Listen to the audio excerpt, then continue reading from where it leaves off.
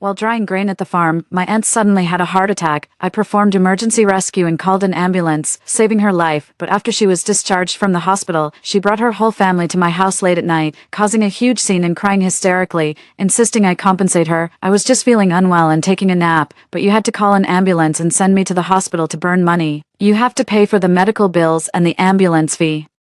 The living should not enter government offices, and the dead should not enter hospitals. You're trying to ruin my family's feng shui. If my son fails to get into university, it's all your fault. The grain wasn't collected in time and got soaked by the rain. You have to pay for it. During the argument, my younger sister was kicked flying by my aunt's son. She fell and hit the back of her head on the corner of a table. Dying on the spot, afraid the truth would come out, they took advantage of me being an orphan and used a fertilizer bag filled with grain to crush me to death. Then they set a fire to destroy the evidence of my sister and me. When I opened my eyes again, I was back at the threshing ground. My aunt was swaying unsteadily, having just collapsed onto the grain. I picked up my little sister and immediately ran home. Auntie has fallen asleep. Let's not disturb her. This time, I respect everything. Some people just deserve to die. My aunt clutched her chest in agony, her body swaying before she collapsed to the ground. The heavy thud of a shovel hitting the ground snapped me out of my thoughts. It was only when I saw the golden rice, corn, and beans spread across the farm that I realized I had been reborn to the time right before my aunt suffered a sudden heart attack. In my previous life, just before National Day,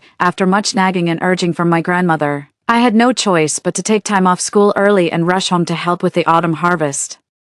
While helping out on the farm, it happened that my aunt had a sudden heart attack while drying rice in the sun. Hanging by a thread, I stayed calm, using the first aid knowledge I had learned earlier to keep my aunt lying quietly, clear her airway, and had my younger sister call 120. The ambulance arrived in time and saved my aunt's life. But the first thing my aunt did after recovering and leaving the hospital was to come and make a scene at my house. She took advantage of the fact that my parents had passed away, threw herself on the ground, and wailed pitifully. I was just uncomfortable and taking a nap, but you had to call an ambulance and waste money sending me to the hospital. You have to reimburse me for the medical bills and the ambulance fee. In my life, I vowed never to set foot in government offices while alive, nor enter a hospital when dead. You're ruining my family's feng shui. If my son fails to get into university, it'll all be your fault, in the rush to save my aunt. The millet wasn't harvested in time and got soaked by the rain. My aunt blamed me too, slapping her thigh and shouting, the millet wasn't harvested in time either, it got drenched by the rain, and you have to pay for that too. My aunt's son, the cousin who's clearly an adult but still acts like a spoiled brat, chimed in with a fierce look, you've ruined our family's feng shui.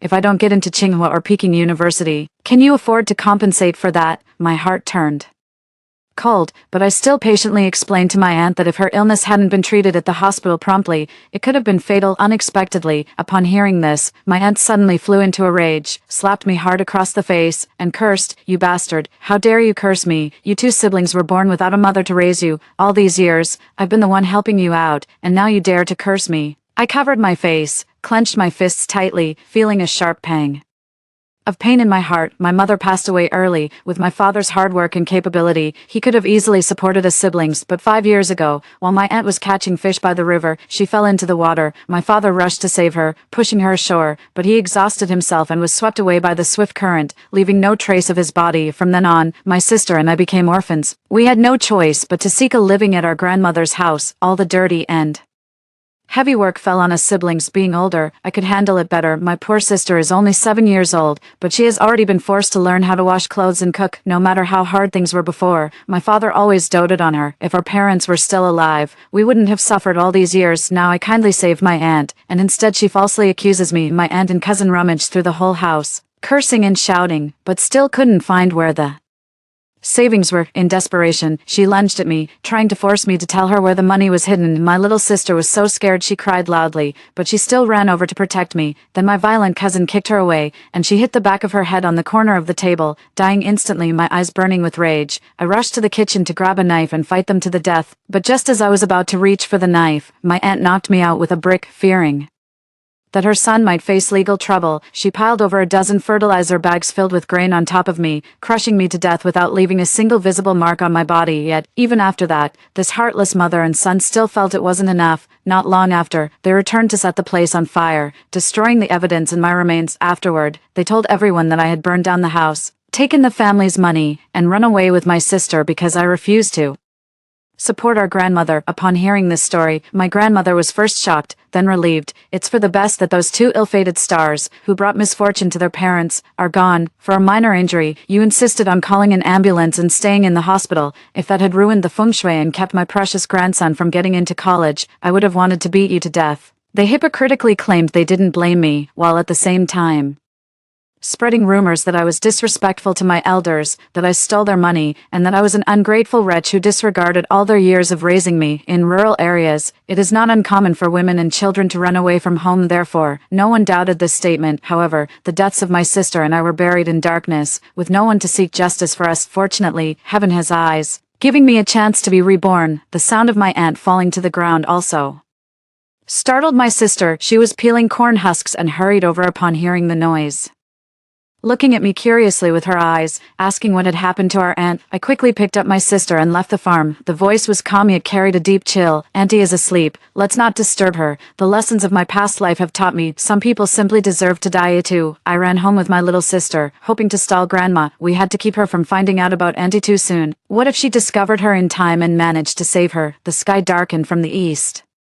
Dragonflies flew low, a sign that rain was coming. More and more villagers were out on the road, all hurrying to bring in their grain. I was walking on the bumpy, muddy path when I happened to run into kind-hearted Aunt Wang. Aunt Wang called out to me, "Young man from the Zhou family, hurry back and tell your grandmother to collect the grain. Rain is coming." I squeezed my sister Joy's hand, signaling her to stay quiet, and smiled back at Aunt Wang. "Thanks for the reminder, Aunt Wang. My aunt is already bringing it in." Aunt Wang was in a rush to harvest her grain and didn't notice anything unusual about us. By the time we got home, Grandma was already shelling peanuts and chatting with her old friends. I wonder where that damn kid Ian has gone off to. It's so late and he still hasn't come back to cook. That little brat Joy only knows how to run around with her brother. Just wait until they get back. I'll break their legs. As soon as the words were spoken, I rushed into the house with my sister. Seeing it was us, Grandma's face fell, her tone turning sharp and sarcastic. "Where the hell have you been? Not coming back to cook? Your aunt will be back for dinner soon." Grandma's son, who was nearby, stepped in to smooth things over. Ian has grown so tall.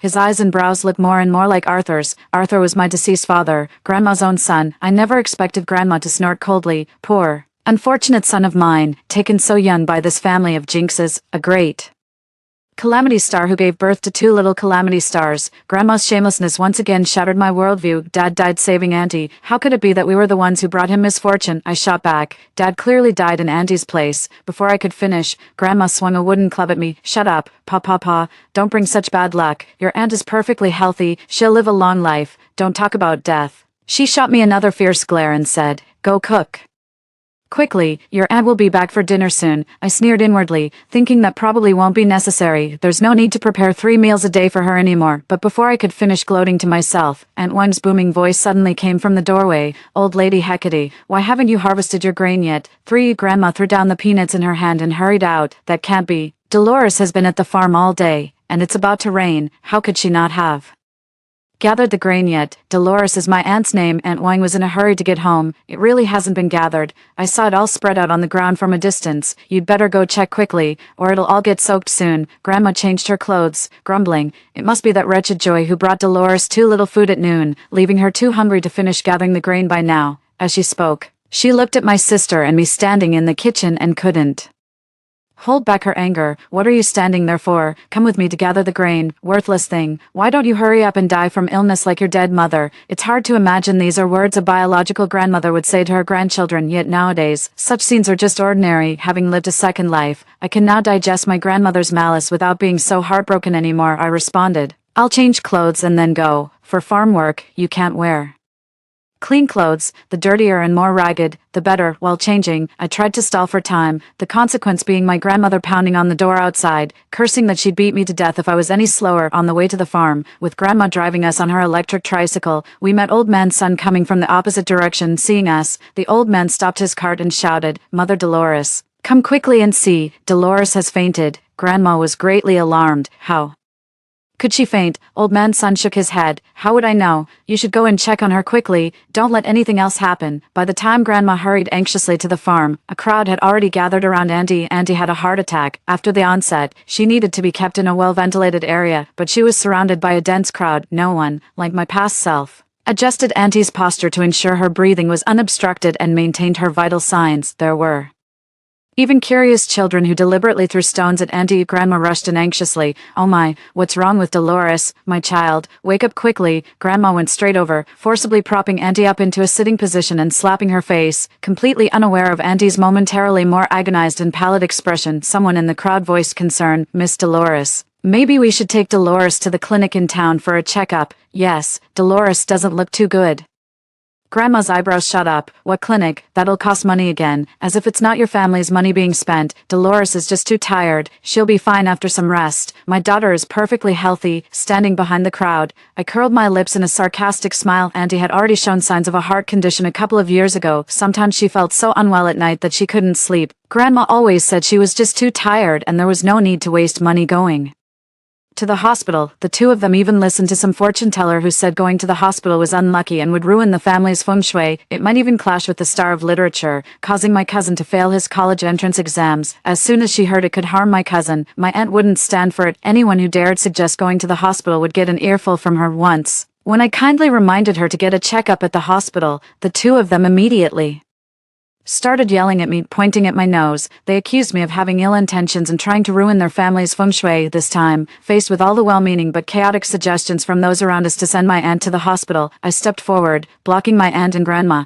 and declared with righteous indignation, "Going to the hospital will ruin our family's feng shui and cause my cousin to fail his college entrance exam. You're deliberately harming my aunt by making her go to the hospital." For seeing me step forward voluntarily, Grandma finally looked at me a bit more favorably and snorted coldly. "Exactly, your cousin is taking the college entrance exam next year. They clearly have ill intentions." The neighbors were somewhat angry. "What kind of talk is this from Dolores' mother? Truly taking kindness for ill will?" I continued. "And has always been in good health. She's probably just too tired. Let's carry her home to rest for a while." The people around wanted to persuade further, but seeing this, they all fell silent. In my previous life, the neighbors helped me save my aunt together, but in the end, not a single one was spared. They were all blamed by my aunt and grandmother. They said that just like me, everyone had to compensate for my aunt's losses, or else they would be blamed if my cousin couldn't get into university in this life. Let those who deserve to die go ahead and die, and don't drag innocent people into it. My aunt's son, my cousin, also rushed over, his brows furrowed. There was no sign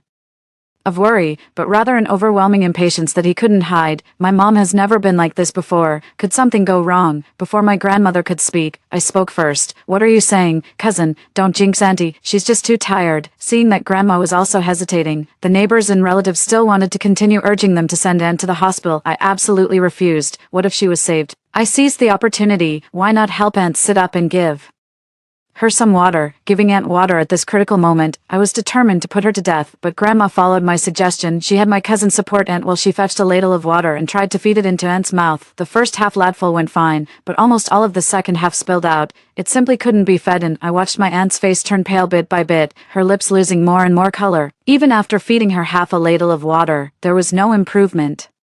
And Grandma finally showed a worried look. Old Mrs. Son, who was standing by, suddenly clapped her hands and exclaimed, "Oh my, Dolores' symptoms look exactly like Leon's before he died of a heart attack a few years ago." As soon as she said this, everyone's expression changed. Grandma and my cousin looked especially grim. Leon's heart attack had cost his son a lot of money, and in the end, he still didn't make it. This is bad. We need to get her to the hospital right away. A heart attack is no joke. Grandmother had always thought Aunt's condition was just a minor issue. Hearing everyone say that, she suddenly lost her sense of direction and panicked. "Then shouldn't we send our Dolores to the hospital right away?" Old son's wife, "Please lend me your son's car." A chill went through my heart. We couldn't just send Aunt to the hospital like that. I was just about to stir up trouble when a male voice cut in first. "No, Mom can't be hospitalized. The feng shui master said that if Mom is hospitalized, it would conflict with the god of literature. What if it affects my chances of getting into college?" 5. Watching my cousin jump out and try to pull away the neighbors who were coming to lift Aunt, I almost burst out laughing. I almost forgot about my cousin, that ungrateful wretch. My cousin never did well in school. I tutored him day and night for the high school entrance exam, which barely got him into high school. He doesn't study hard and doesn't take learning seriously. Instead,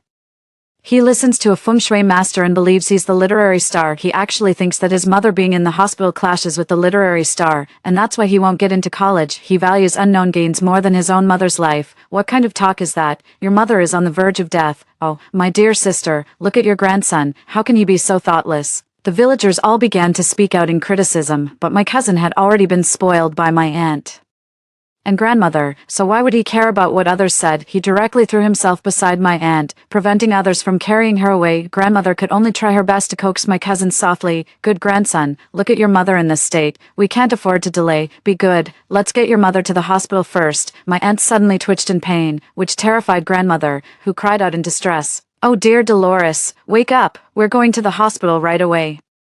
Seeing my aunt in such agony, some kind-hearted elders nearby scolded that if he didn't step aside, they'd slap him. Only then did my cousin dare not block the way any longer. Grandma's son directed her son to quickly bring the car over to take my aunt to the hospital. Thinking back to my past life, those who kindly helped my aunt ended up being taken advantage of. Grandma's son's family has been good to me. They often gave my sister and me food when we were hungry. I can't let them get entangled with my aunt and grandma. I slapped my cousin on the back. Driving there won't make it in time. Cousin, hurry and bring the family's three-wheeler to take aunt to the hospital. My cousin was somewhat reluctant, still unwilling to risk his future for my aunt. Grandma got anxious and pointed at me, scolding. Why are you hitting my grandson, Ian? You useless thing. You go and bring the car over. If anything happens to your aunt, I'll skin you alive. I'm just waiting for you to tear me apart, I sneered.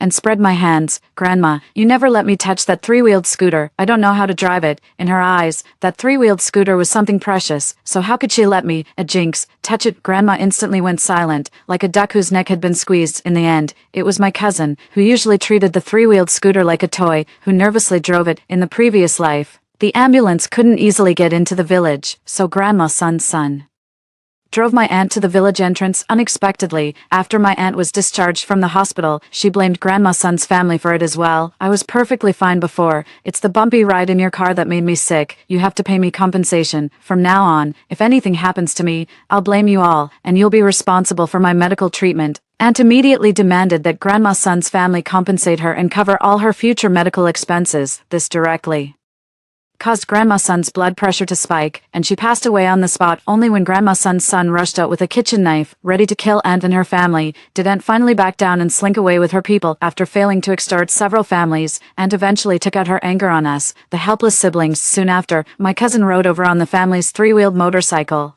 and everyone scrambled to lift Aunt onto the vehicle. Grandma's legs weren't in good shape, so getting onto the three-wheeler was a bit of a struggle.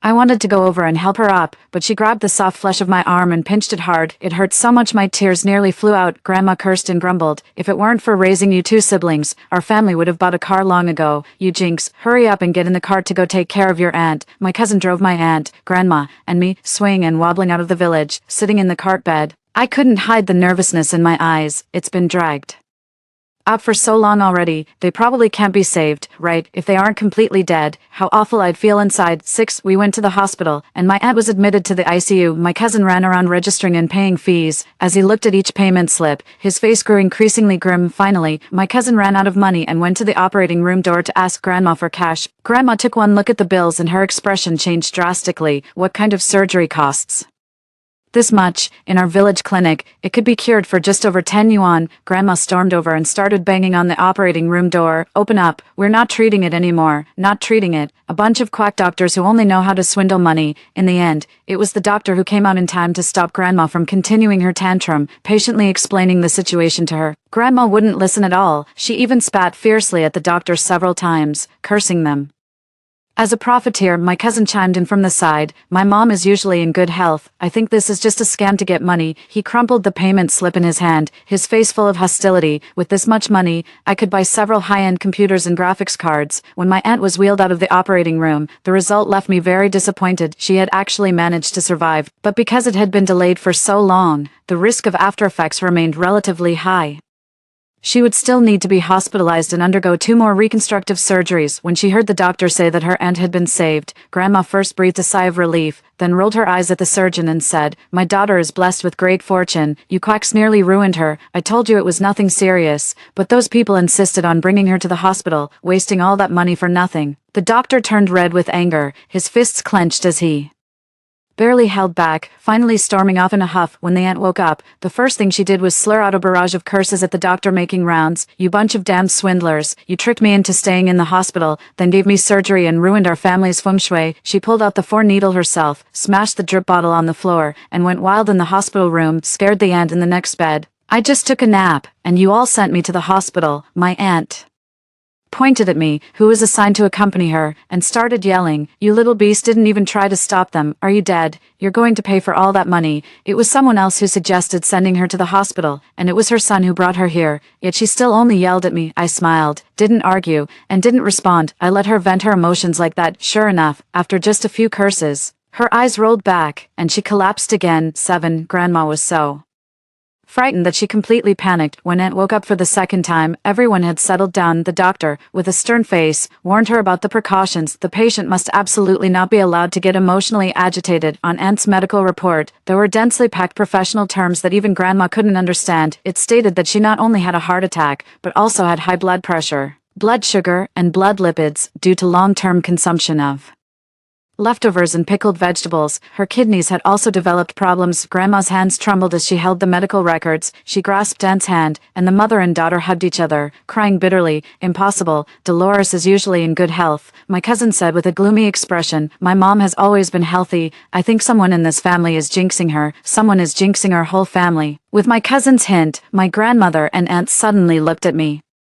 That's right, someone is jinxing our family. It's all because of you, you little beast. Your aunt is exhausted from taking care of you. My aunt also cried. For these two parentless, unlucky stars, I've really exhausted all my efforts. Whoa, sure enough, as long as she's alive, she'll stir up trouble. I think she's been scheming against us with all her might. At home, all the dirty and tiring work is done by us siblings. On the contrary, Grandma and aunt have it much easier, finding time to play mahjong whenever they can. Now that health issues have arisen, they still manage to blame us siblings for it. The ward was in chaos, and I watched their accusations against me coldly, waiting for her next move. Finally, after enough crying and wailing, Aunt's eyes flickered as she said, "Ian must take out the savings his parents left for them and compensate me, part of it for my medical treatment, and part for my son's education." I sneered. The truth was finally revealed. "You've had your eyes on the property my parents left for my sister and me all along, haven't you?" In my past life, I stubbornly refused to give it up, which ultimately led to both my sister and me meeting our deaths. This time, I learned my lesson and immediately teared up, pretending to be pitiful.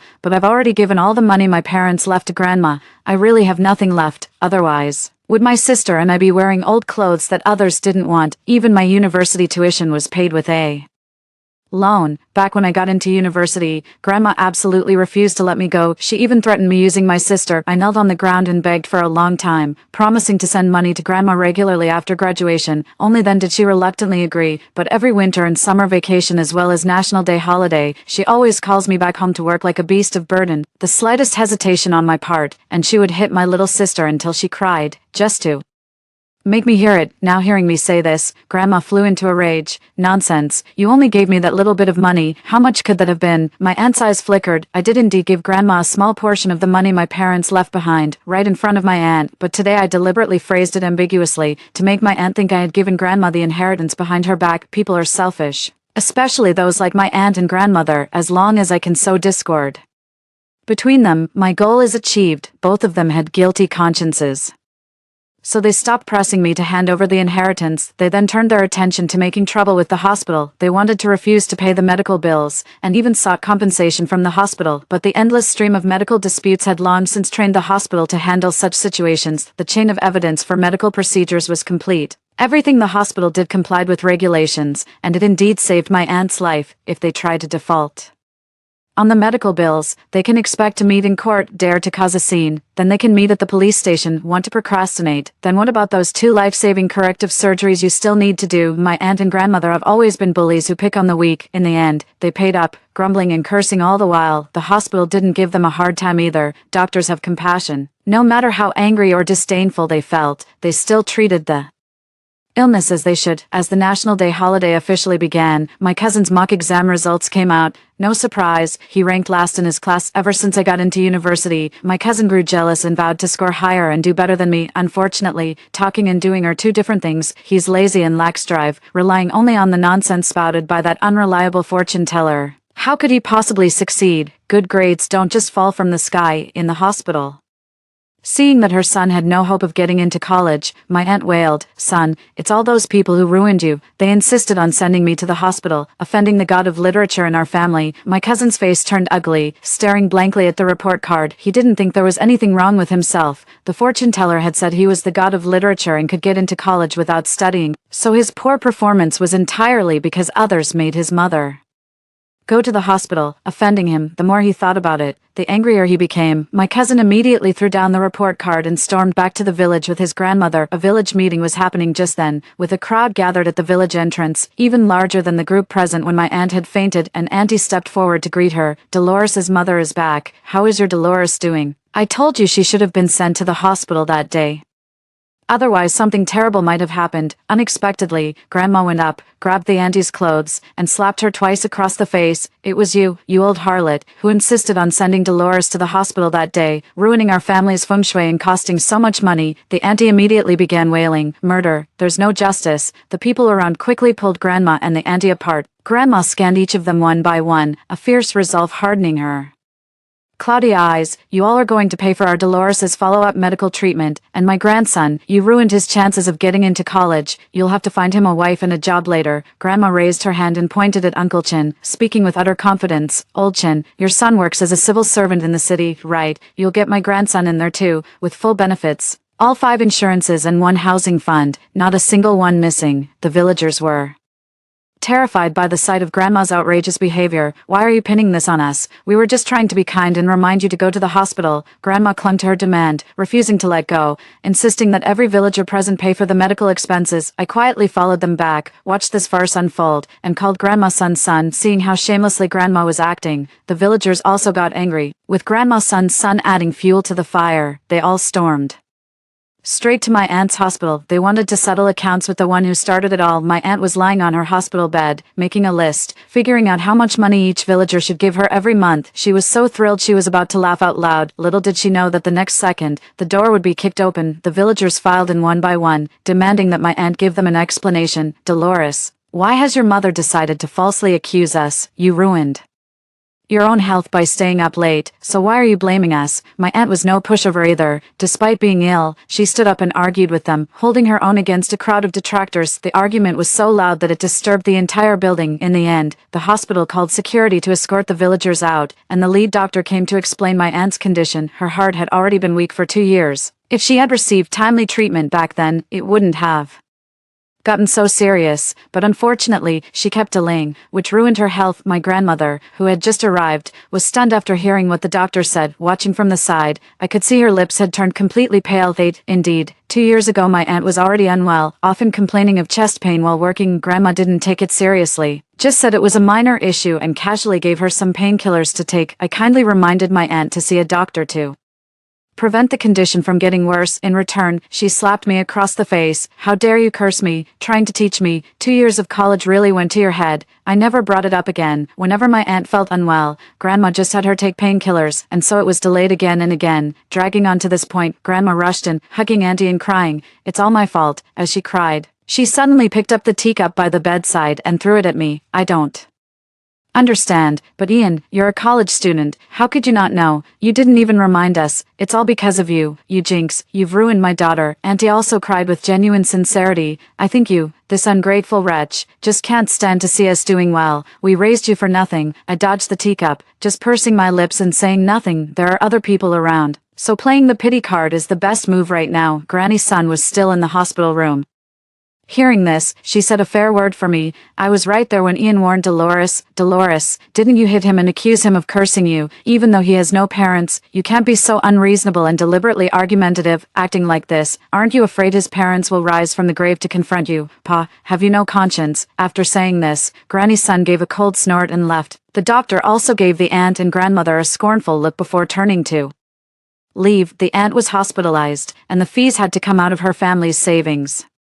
Earlier, when the village encouraged everyone to enroll in the new rural cooperative medical scheme, they refused to spend the 300+ yuan a year, loudly cursing the village branch secretary for trying to swindle them. But now that she's sick, she has to pay the full cost. The money saved up through a lifetime of hard work was spent in the blink of an eye, nearly all gone, with no hope of getting into college. The spiritual support from the Wenchang star's prophecy also shattered, so my cousin simply stopped going to school altogether. He spent all day hanging out with a bunch of troublemakers, getting into mischief outside. Before the National Day holiday was even over, he had already dyed his hair green, looking like a little delinquent from the streets, watching the money flow out like water. Grandma's mood grew increasingly unstable, often taking her anger out on me and my sister. She even wanted me and my sister to drop out of school entirely and stay home to farm and harvest grain.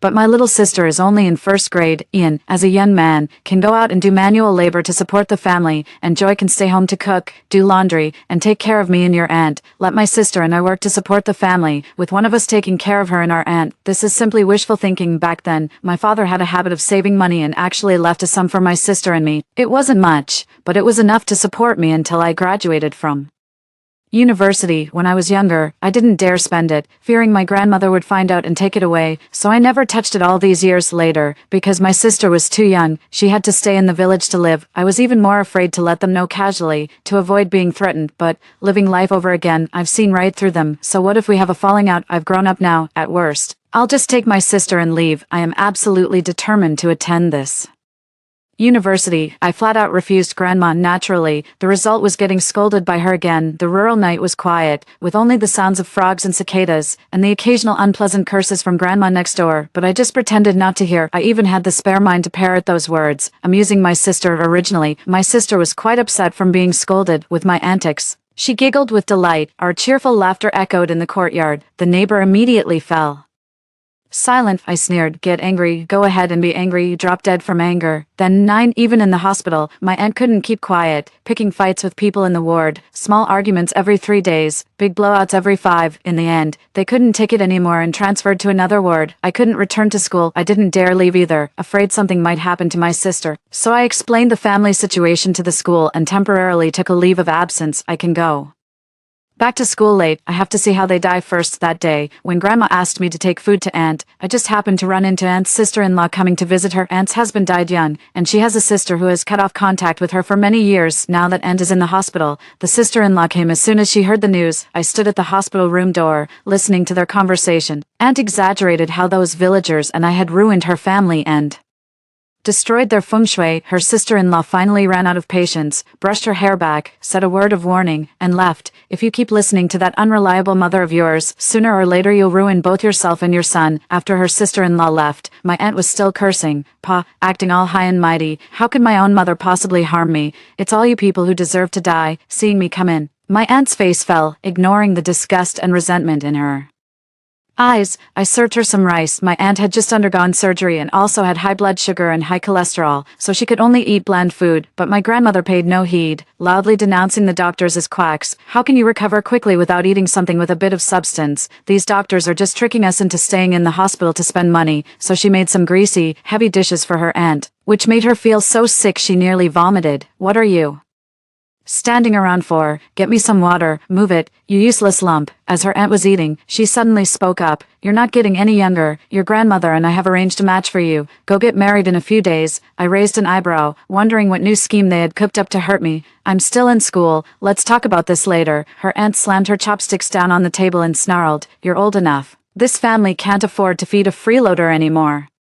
And don't expect a dowry from us. Your cousin needs to get married too. The eldest daughter of the Solomon family in our village is both beautiful and well educated. Although she was a bit wild in the past few years, she's changed now. She's a good person at heart. She doesn't even want a bride price from our family and is bringing a generous dowry. I think you two are a perfect match. A good person, I sneered. But this eldest daughter of the Song family, Scarlet, changes men faster than she changes clothes. A few years ago, she ran off with a man and became the laughingstock of the whole village. Now that she's been dumped and has come back in disgrace, she's looking for someone to take her in. If I marry her, I'll become the laughingstock of the whole village, and who knows how many green hats I'll end up wearing, just to covet her family's wealth. She's trying to push me into a pit of fire, I said in a flat tone. If Aunt thinks she's so good, then let my cousin marry her. He's an adult now. That way, cousin gets a wife, and we save on the bride price. Aunt was furious. You little beast, what kind of talk is that? You will meet this Scarlet, whether you want to or not. Don't forget, your sister is still at home. There are so many people arranging ghost marriages nowadays. In the next village over, a boy just died, about your sister's age, waiting for a ghost marriage match. My hand, hidden in my sleeve, slowly clenched. This animal, they actually had the audacity to consider arranging a ghost marriage for my sister. I forced myself to calm down, speaking in a weak, compromising tone. All right, when I'll go meet them. My heart had already turned cold. Since you don't want the life you just got back, then don't blame me. 10. When this news reached Grandma's ears, her old face was practically beaming with joy. Good, good, good. I've always said, what's the use of reading so many books? It's better to settle down and start a family soon. Then I'll find a matchmaker to arrange a meeting, so we can soon get her dowry. Oh no, I mean, get this good thing settled, I said calmly. We have to meet first, Grandma. We young people have our own way of doing things. This time, Grandma was unusually accommodating. In the end, it was decided that in 2 days, when Scarlett visits my aunt in the hospital, I would meet her there. After saying that, Grandma went to boil water, watching her hunched back. A chill ran through my heart. Fine. Let's see who will regret it then. On the day of the appointment, Grandma sent me to deliver the meal again. When I arrived at Aunt's hospital room, Scarlett hadn't come yet. Aunt beckoned me to sit beside her, showing me a kind smile for the first time, which sent shivers down my spine. It further confirmed the suspicion that this was a setup. Aunt held my hand, her eyes filled with faint affection. Oh my, in the blink of an eye, our Ian has grown into a fine young man. You go wait in the empty room next door. Room 402, so you don't catch my illness here when the time comes. You two can have a good chat. I lowered my head and obediently went out, turning toward room 402. This is the innermost ward on the west side, currently still vacant. I leaned closer and peeked through the door crack, catching sight of a slender figure sitting on the edge of the bed, dressed lightly. I smiled faintly, didn't go in, and sent a message to my cousin. I left the game console you wanted in ward 402. Come up and get it, but don't let Auntie find out. 11. I sat quietly by the stairwell and waited. Before long, I saw my cousin rushing over, pushing open the door to 402 and walking right in. Soon, the sound of conversation came from inside. Then, the air was filled with seductive music. Less than 3 minutes later, a scream rang out. Rape. Help. My cousin was arrested by the police. I was the one who called the police. When the doctors and nurses rushed over upon hearing the noise, they found Scarlett inside, disheveled and sobbing, suspected of rape. My cousin was pinned down by security. When she heard the commotion, my aunt pushed the wheelchair in and saw her cousin battered and swollen, as if struck by a club. She froze for a moment, then shouted, "Son, why you? They were supposed to arrest that bastard Ian. Let go, let go. You've got the wrong person. The one who raped Scarlett is Ian." Scarlett looked up, confused. "He's not Ian." I leisurely poked my head out from outside the door. "I'm Ian." "Who's calling me?" Scarlett froze. My aunt froze too, then suddenly pointed at me and started cursing. "It was you, you jinx." I smiled faintly but didn't respond, instead turning my gaze to Scarlett. "Were you looking for me just now? What did you need?" Then, I meaningfully glanced at my cousin who was being restrained. "Oh, what's going on here? What did he do? You better not be framing him." Scarlett was speechless. She looked at me, then at my cousin, and suddenly pointed at him and shouted, "Who is he? I don't know him, but he's the one who raped me." As the police arrived, Scarlett insisted that she was resting there when her cousin suddenly barged in, was overcome by lust, and attempted to rape her. The cousin cried out in protest, claiming that Scarlett had seduced him. Both parties stuck to their own stories. However, overall, the cousin was at a disadvantage. After all, the woman was accusing him of rape, and he was caught in the act. I later found out why Scarlett had cooperated with my aunt and the others in slandering me. Scarlett was 3 months pregnant. She urgently needed someone to take responsibility, but they were afraid I wouldn't agree, so they came up with this plan. But it's okay, even if they couldn't get me. Getting a cousin is something the Song family is willing to accept. They immediately expressed willingness to settle privately. However, the cousin must provide the money and bride price to marry Scarlett when taken away by the police. My aunt fainted once. When threatened by the Song family, my aunt fainted again. Of course, Grandma and Aunt didn't agree to let my cousin become the fall guy. Grandma pointed at me and scolded, saying it was all my fault. I continued to play the victim. What does this have to do with me? I just misheard and waited in room 204 for ages. Who would have thought something like this could happen? The whole thing became a complete mess, but Grandma and the others no longer had the time to settle scores with me. The Song family kept coming to the hospital to make a scene. Every other day, Aunt's condition kept worsening from the anger, and she needed immediate surgery. The huge surgery bill made Grandma immediately start wailing and cursing in the hospital, accusing the hospital of scamming and extorting money. But unfortunately, the money still had to be paid. Before Grandma could even finish her performance at the hospital, news came from the village that my cousin had been in a fight, injured someone, and was already detained at the police station, waiting for Grandma to bail him out. Auntie mumbled, trying to shout, but she could no longer muster a roar. "You're talking nonsense. My son is the reincarnation of the literary star. How could he possibly get into a fight?" After calming Auntie down, Grandma shot me a fierce glare, wanting to pinch my arm, but I dodged it. "You little beast, take good care of your aunt. I'll settle the score with you when I get back." Grandma hurried away. Looking at my aunt, whose spirit was nearly broken, I slowly sat down in front of her and played her a video. The video I took showed my cousin entering room 402 from start to finish. TSK, Auntie, look." Cousin couldn't resist the temptation at all. My aunt's eyes widened instantly. "You knew all along. You knew all along." I smiled faintly and kept provoking him. "That's right. I was the one who tricked my cousin into going to 402. Not only that, I deliberately gave my cousin a bunch of money to run wild, and I purposely arranged for him to meet those thugs.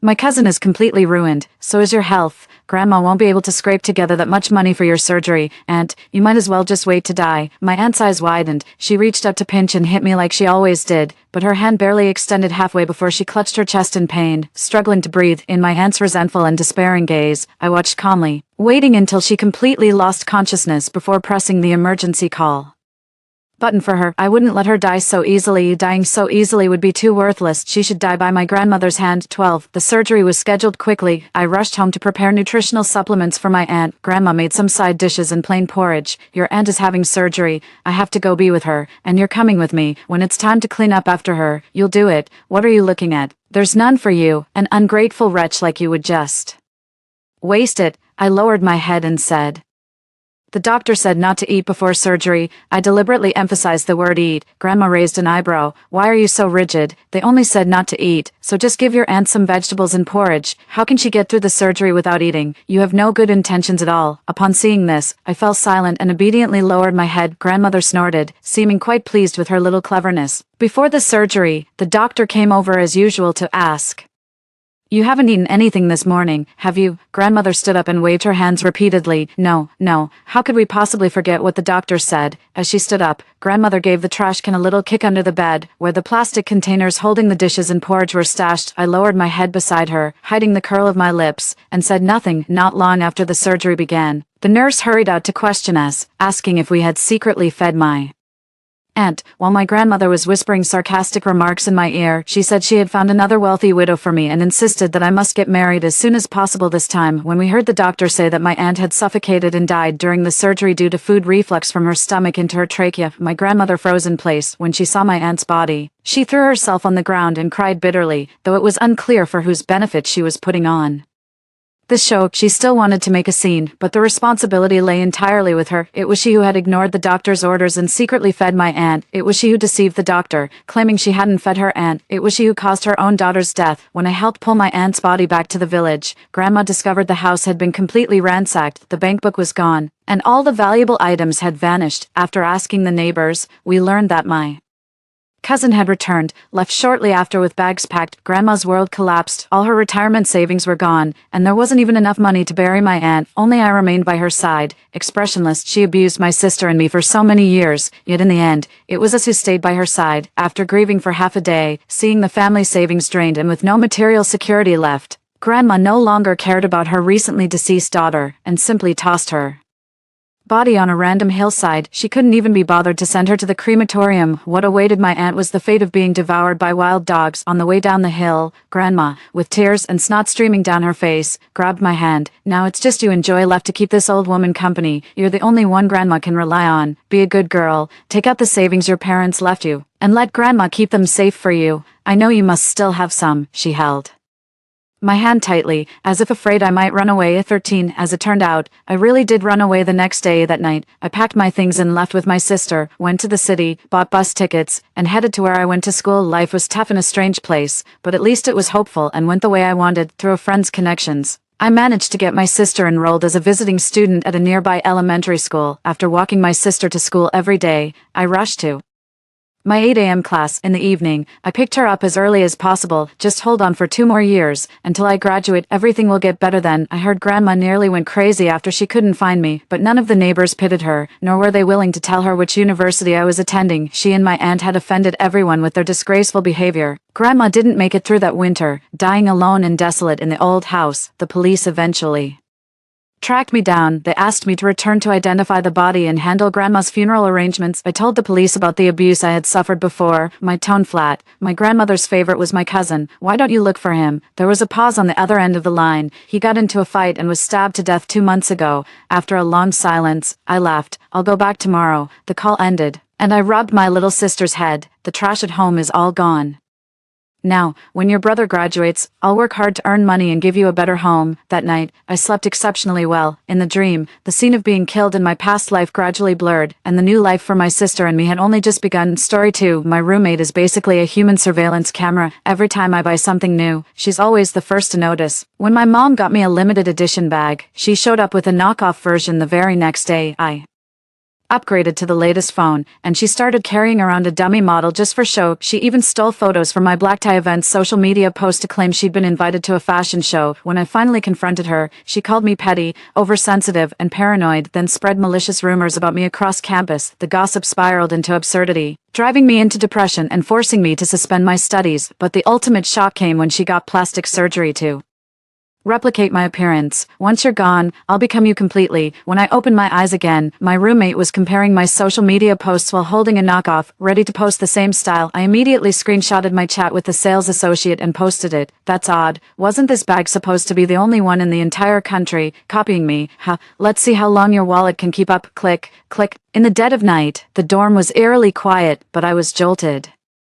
Awake by the frantic sound of a camera shutter, I instinctively glanced under the bed and saw Mabel frantically taking pictures of her newly purchased knockoff designer bag. When I saw the freshly posted 9-grid photo collage on social media, it suddenly hit me. I had truly been reborn. In my previous life, Mabel and I were assigned to the same dorm room. No matter what I did, she would meticulously copy every move. I carry a limited edition bag, and the next day she shows up with a knockoff version. I upgrade to the latest smartphone, and she parades around with a $130 dummy phone from Pinduoduo, pretending it's the real deal. Even when I attend a gala and post happy moments on social media, she screenshots my photos, photoshops her face onto them, and claims she's at a fashion show. She's like a thief, brazenly stealing fragments of my life to piece together her own identity over time. Even my friends, classmates, and teachers started having trouble telling Mabel and me apart after being mistaken for Mabel for the 100th time. I finally couldn't take it anymore and confronted her but there she was, hiding behind my boyfriend in the outfit I'd just reserved from the runway show, the one I hadn't even picked up yet, looking at me with feigned innocence. Sophie, I don't blame you for being so consumed by vanity that you'd let some sugar daddy fund your obsession with copying my designer wardrobe, but you keep insisting you're some rich heiress. And I won't stand for it. Everyone thinks I've lost my mind. They all quietly distanced themselves from me, thinking I'm both vain and a liar. Even my own boyfriend chose to side with Mabel and broke up with me. I was engulfed by all sorts of rumors and developed severe depression. In the end, I couldn't bear the gossip anymore and jumped to my death, but Mabel had plastic surgery to look like me, took my place, and effortlessly stole everything that was rightfully mine. Seeing her meticulously curated 9-grid photos on social media, I let out a light chuckle, then posted my chat history with essay to my feed. Caption: I'm so lucky, the boutique salesgirl said this bag is a global limited edition of just one piece, and I managed to snag it. Then I turned off my phone and buried myself under the covers to sleep. The next morning, Mabel shook me awake before I was even fully conscious. She stood by my bed holding her phone, her eyes glistening with tears as she asked me what my recent WeChat post meant. I was startled by the huge dark circles under her eyes, and only after double-checking that the creature before me was human and not some giant panda did I speak calmly. Oh, the limited edition bag I ordered arrived. I was so thrilled I posted about it on my social media. Feel free to post yours too if you want. Mabel's face flushed bright red. She opened her mouth several times but couldn't manage to get a single word out. It was me who caught a glimpse of the counterfeit bag she'd photographed last night, and I spoke with a faint smile. You bought this bag too, but I distinctly remember the sales associate telling me there was only one in the world. My raised voice immediately drew the attention of our other roommates. All eyes turned to Mabel. Someone even blurted out, Mabel, Sophie's bags are all over $1 million. I remember your family isn't that well off. Since when could you afford such an expensive bag? The roommate didn't mean anything by it. It was just an offhand question, but Mabel, feeling guilty, immediately flushed bright red. She tossed the bag into her closet as if it were a hot potato and stammered in a panic. I don't know. I just thought the design was cute, so I picked one up for casual use. I'd lost count of how many times I'd heard that same excuse in my past life. Mabel was just so convincing that I actually believed she meant no harm, that it was just a bit of vanity. But now, glancing at the mountain of knockoffs piled in her closet, I casually remarked, there's nothing wrong with liking a particular style, but it's downright cringe when some people try so hard to imitate others and force their way into social circles where they clearly don't belong. Seeing Mabel's face darken with displeasure gave me more than just a little satisfaction. I immediately slung my new designer bag over my shoulder and headed to the courier station. On this very day in my previous life, my father had bought me the latest model phone. But before I could even unbox it, Mabel had already pulled out a replica. Drawing envious gazes from our classmates, it completely killed my mood to explore my new phone. She probably won't have time to pick up her model phone today, which means I can finally spend some quality time exploring my new device. But I'd underestimated just how shameless Mabel could be. The moment I stepped into the classroom, I saw a crowd gathered around Mabel, making impressed clicking sounds with their tongues. When I listened more closely, I nearly burst out laughing right then and there. The crowd was gathered around Mabel, marveling at the prototype phone in her hands. Mabel, is that the new triple fold phone? How does that slogan go again? Triple the folds, endless style, no matter how you fold it. This phone must be close to 20 grand, right? And Mabel, that new bag of yours, I saw it on TV, a limited runway edition, over 2 million, sugar mama, I bow down to you. The unanimous flattery nearly sent Mabel floating on cloud nine. She maintained her usual affected demeanor, covering her mouth as she said, "Oh, it's nothing really," but the smile tugging at her lips was harder to suppress than an AK-47's recoil. The moment her eyes landed on me entering the classroom, her smile froze instantly. I instinctively tried to move my bag off the desk, but someone with sharp eyes had already noticed mine was identical to Mabel's. They immediately questioned, "Didn't Mabel say this bag was a global limited edition with only one in existence? How come you have one too?" Sophie, wait, Sophie's bag actually feels higher quality than Mabel's. Which one of you has the real deal and which has the knockoff? Mabel shot me a pleading look too. I knew she was afraid I'd spill the beans about her buying that knockoff bag. I won't say a word. What's the point of calling her out directly? What I endured in my past life was 10,000 times more agonizing than this. I want Mabel to choke on the bitter fruit she herself has sown. Now that's what I call payback. Who cares if it's authentic or a knockoff? If you paid real money for it, it's the real deal, am I right, Mabel? My words didn't satisfy Mabel, but they did make her breathe a huge sigh of relief. With a strained smile tugging at her lips, she echoed my words. Sophie is right. If it was bought with real money, then it's real. Besides, see, she already paid the taxes for these foreign brands back in the day. What difference does it make which one we buy now? I was almost convinced by Mabel's reasoning, but if her acting skills were just a bit better, enough to conceal the resentment in her eyes, I might have actually believed her. My gaze swept over the model phone in her hand as I deliberately broke the silence. "Oh, you got a new phone, and it's the latest triple-fold model. Mabel, I've never seen a triple-fold phone before. Why don't you show it to the class? That's really not necessary. It's just a phone." Mabel, who had just been staring at me with a resentful look, now flashed a panicked expression again, frantically trying to shove her dummy phone into the desk compartment, but I was quick to react and snatched the phone away in an instant. Just as I was about to expose her lie, Mabel thought on her feet and yelled, "The teacher's coming." All the students immediately scrambled back to their seats. Mabel quickly grabbed the phone back from my hand. "Sophie, this is Monica's class. She's really strict with students, and I don't want you to get punished. You should hurry back to your seat too, but I'm in no rush. There's plenty of time, and I have more than enough ways to deal with her. Besides, this cat and mouse game is actually quite entertaining." For the entire class period, I deliberately placed my phone in the most conspicuous spot. Sometimes I'd jot down notes, other times I'd just doodle. Even when Monica called me out, I put on an innocent face and spoke up. "Professor, your lecture was absolutely brilliant. Just listening didn't feel like enough. I had to take notes, so I recorded the class. I planned to organize it into digital notes later to preserve everything properly." Despite her short temper, Monica ate up the flattery and immediately told all the students to follow my example. Mabel's face twisted with envy as she watched everyone's attention focus on me, but there was nothing she could do about it. After all, she was only holding a prototype, not the actual trifold phone. After class, a bunch of classmates crowded around me, begging to get a look at my brand new phone. I was feeling generous and didn't turn anyone away. Seeing me being the center of attention, Mabel's eyes once again flashed with resentment, but when she met my mocking gaze, even though she was seething with frustration, she had no choice but to swallow her pride, gather her books, and leave. But I knew Mabel wouldn't let this go so easily. Sure enough, before I even left the classroom, I saw her shyly stop my boyfriend and plead with him. "Senior, I've never been to a charity gala before. Why don't you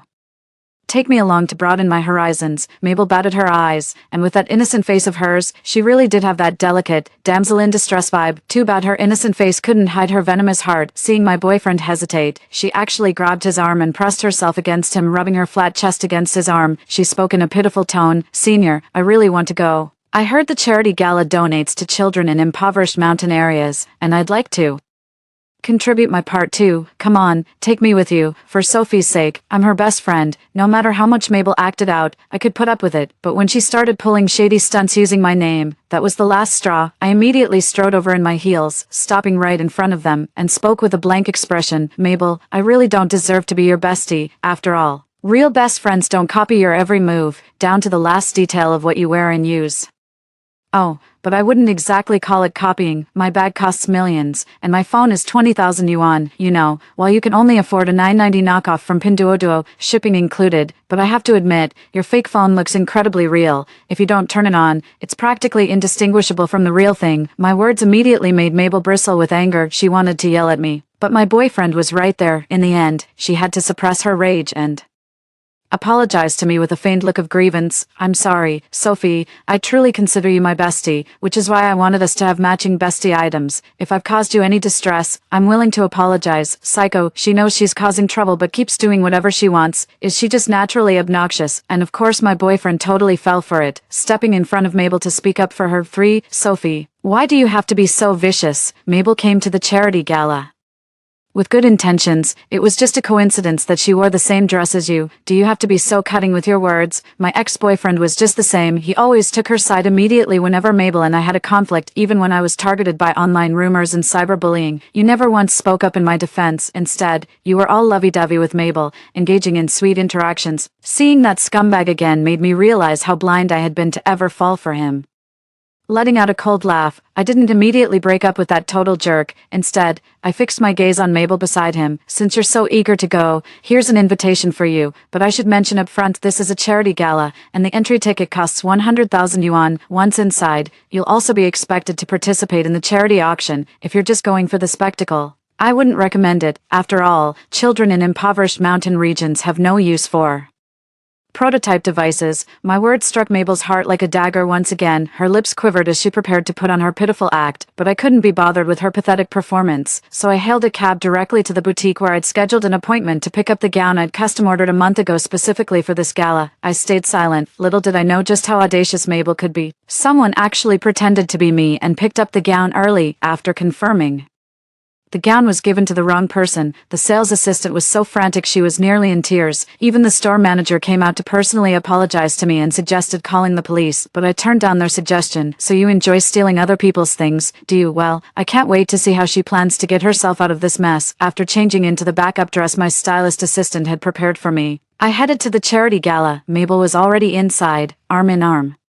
with my boyfriend, wearing my haute couture gown and sporting makeup identical to mine. She'd even gone as far as getting subtle adjustments done to match me perfectly. At first glance, she really does bear a striking resemblance to me. Even the host for the evening came over and showed her the schedule for the charity gala. "Miss Chu, here's the schedule. Please take a look, and if everything seems in order, we can get started." Mabel's hands trembled with excitement as she eagerly took the schedule, giving it a perfunctory glance before speaking up. "I don't see any problems. Let's get started." Yet my voice echoed through the hall. "Director Simon, are your eyes so dim with age that you can no longer recognize people?" Director Simon turned around and nearly dropped his jaw when he saw me standing at the entrance. "Miss Chu, haven't you already come in?" All eyes instantly turned to Mabel and me. You know what? From a distance, I actually do look quite similar to Mabel right now.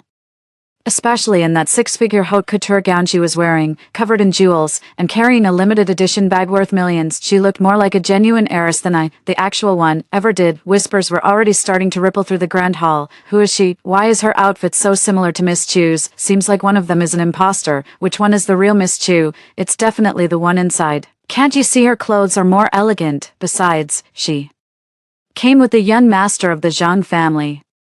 She must be the real one. I didn't utter another word the entire time. I was waiting to see how Mabel and my boyfriend Harry would react, but to my disappointment, Harry showed no intention of offering any explanation. Same with Mabel. When she first saw me, a flicker of panic instinctively crossed her face, but after realizing no one present knew me, not even my boyfriend Harry spoke up for me, she immediately grew bold and initiated conversation with me. "Sweetie, what brings you here? Didn't I tell you this charity gala requires proof of funds? You can't afford the 100,000 yuan entry ticket, and after it starts, they'll auction items for donations. You might lack money, but you shouldn't lack compassion. Coming in just to take photos for show like you're doing, that'll bring bad karma." Mabel repeated every single thing I'd said to her earlier. They even took subtle digs at me, calling my actions a publicity stunt. If it were my past self, I would have confronted her right then and there, demanding to know why she'd slander me. I might have even whipped out my ID and slapped it right in her face, asking if she even knows how to read. But now I understand that the best comeback is to tear off that sanctimonious mask she's hiding behind. Ignoring her remark, I directly took the schedule from Director Simon's hand, pointing at several French phrases on it.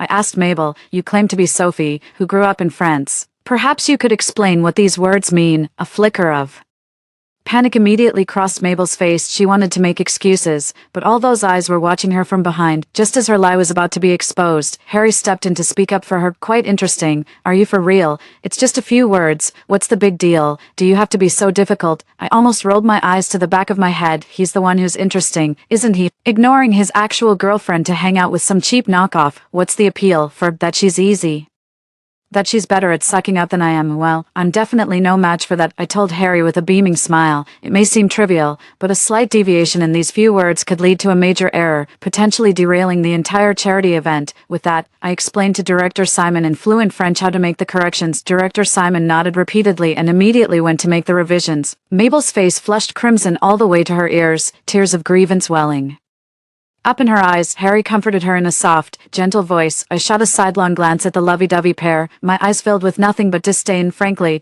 I'm worried these two might not be able to handle the grand surprise I have in store for them. I have to say, Mabel's got skin thicker than a city wall. Even after being publicly exposed as the imposter, she bounced back quickly with just a few comforting words from Harry. Watching them huddle together discussing today's auction items, all I could see was that scene from my past life, Harry shielding Mabel while she hurled false accusations at me. Birds of a feather. I raised my paddle, ready to bid on the item on stage, when Mabel suddenly turned to me and said, Sophie, I really like this piece, would you let me have it? With so many items up for auction tonight, she hadn't shown interest in a single one until now. I was just about to make a move, and she's already fallen for him. I thought the last incident would have taught her to behave for a while, but I guess a copycat will always be a copycat. Some bad habits just die hard. Keeping a straight face, I calmly told her, no. Mabel immediately put on a hurt expression. Why, Sophie, I know you don't like me, but I genuinely want this auction item. Besides, I'd like to do my part for the children in impoverished mountain regions. The way she said it, anyone listening would think I'd done something to hurt her again. I cut her off immediately. If you want it, just bid. This is an auction, highest offer wins. Did you really think saying you like it would make everyone step aside? Come on, even if this were a standard auction roll, which it isn't, this is a charity gala. Every cent from the bidding goes to children in rural areas. If everyone were as stingy as you, why even hold a charity event? We might as well call it off. I didn't raise my voice, but it was loud enough for those nearby to hear. Unfriendly glances were directed at Mabel from several people.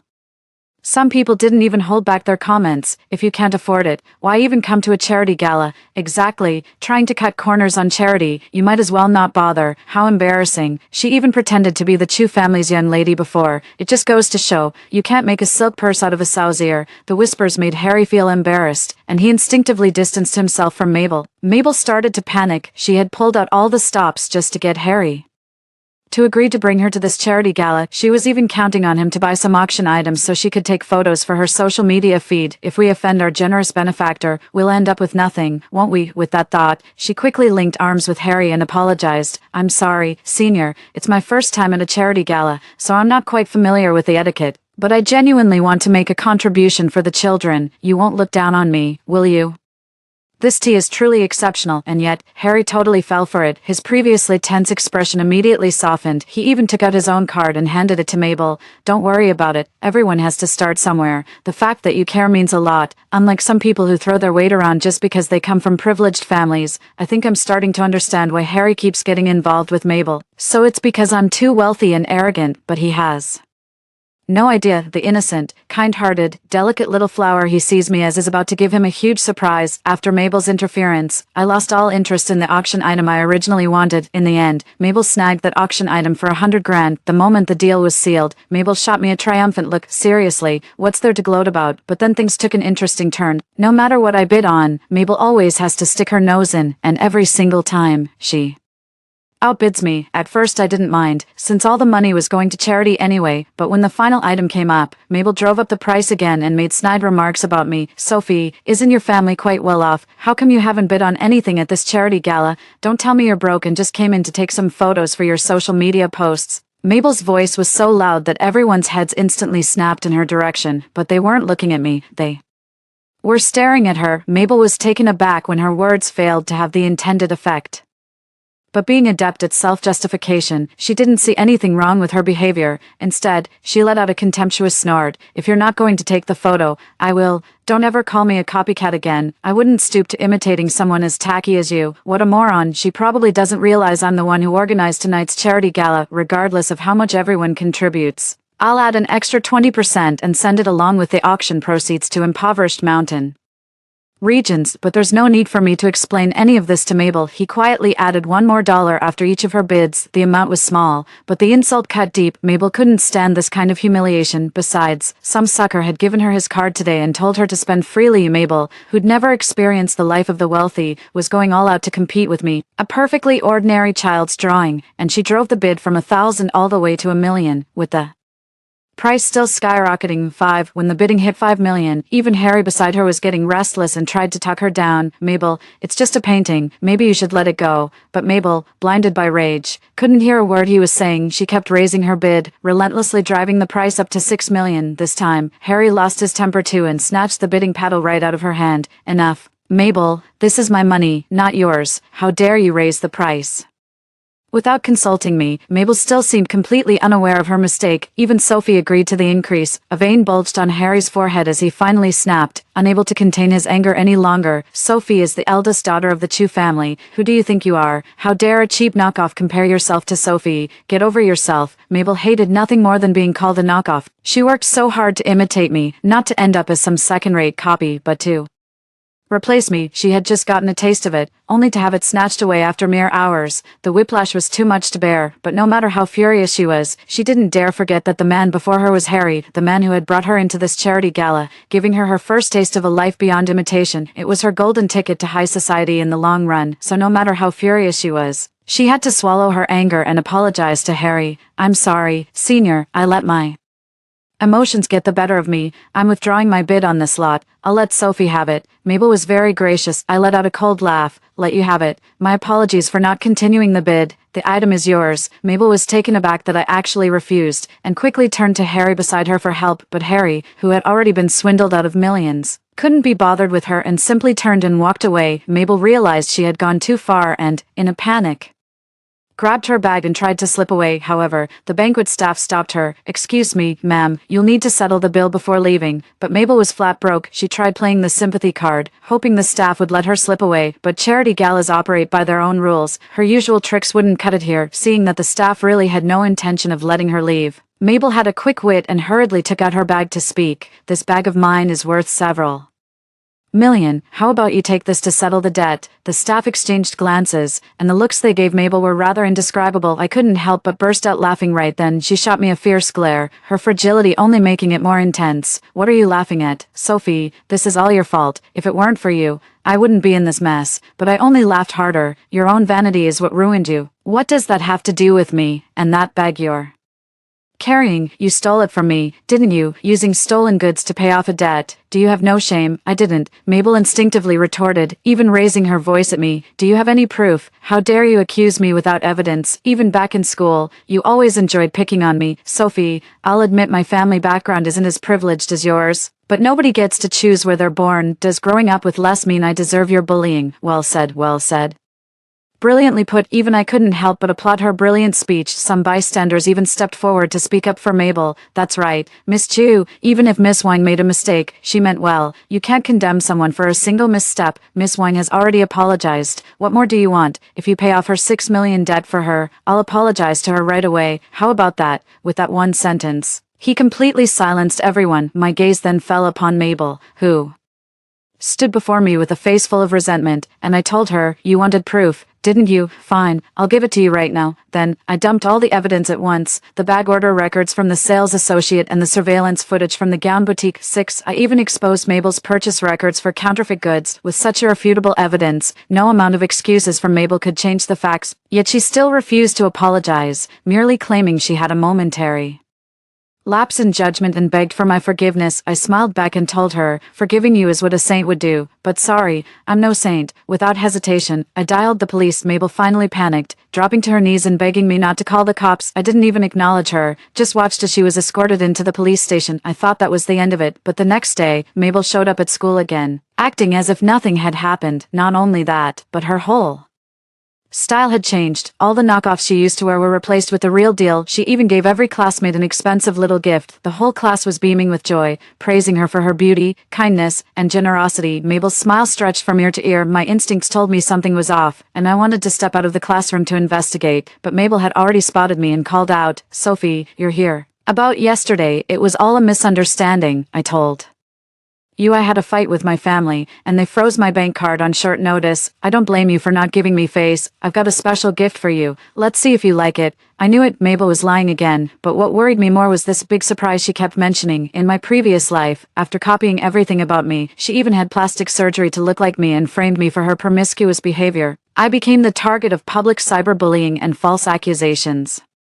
The relentless harassment eventually drove me to jump from a high-rise, ending my own life. But now, without having had plastic surgery, what tricks would Mabel use against me? Whatever her methods, I didn't want to face them unprepared. I declined Mabel's gift, telling her I had a stomachache and needed to use the restroom. Unusually, Mabel didn't try to stop me. Instead, she shoved a pack of tissues into my hand, clutching that crumpled paper. I stepped into the restroom, but my anxiety only grew. I unlocked my phone, intending to search for any recent updates about Mabel. Instead, I found my photos spreading like wildfire across the campus network. Picture after picture I'd never seen before. Intimate shots with an unfamiliar older man were being shared online, even though it's not in high definition. That doesn't stop people from recognizing her at all. Soon enough, a huge uproar erupted on the campus forum, with someone pointing it out immediately. Isn't that the flashy, always dressed up rich girl from our department? What's her name? Sophie, right?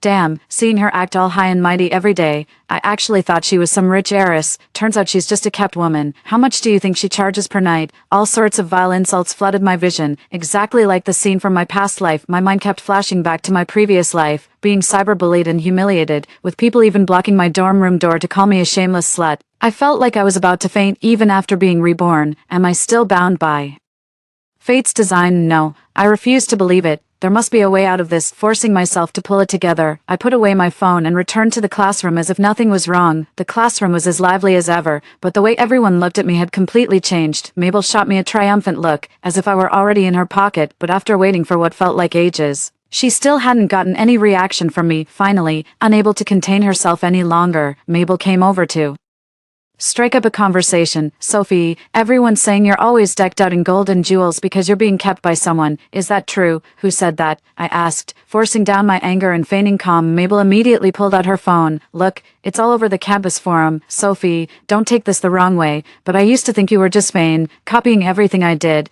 But you can't just sell yourself out for money. You're still so young, selling yourself to some old man for a bit of cash. What a waste. Mabel seemed to be speaking up for me, but every word she said was actually throwing mud at me. If it were the me from my past life, I would have already lost my temper and started arguing with her, but now I'm eerily calm, scrutinizing those images over and over, hoping to find some flaw to counterattack, and I actually found one. When I noticed the old man's watch was only worth a few $1,000, I let out a cold laugh and shot back at Mabel. If your brain's malfunctioning, maybe you should get it checked at a hospital. I carry bags worth millions, and he's wearing a watch that costs just a few thousand, a second-hand one at that. An old man like him thinks he can keep me. Is he even worthy? Mabel was stunned. She clearly hadn't expected me to say that. About to say more, I glanced again at the old man in the photo and deliberately spoke up. Why does this guy look familiar to me? Mabel, he's the one who bailed you out of the police station last night, isn't he? Take a closer look. The person in this photo doesn't just resemble me, they look a lot like you too,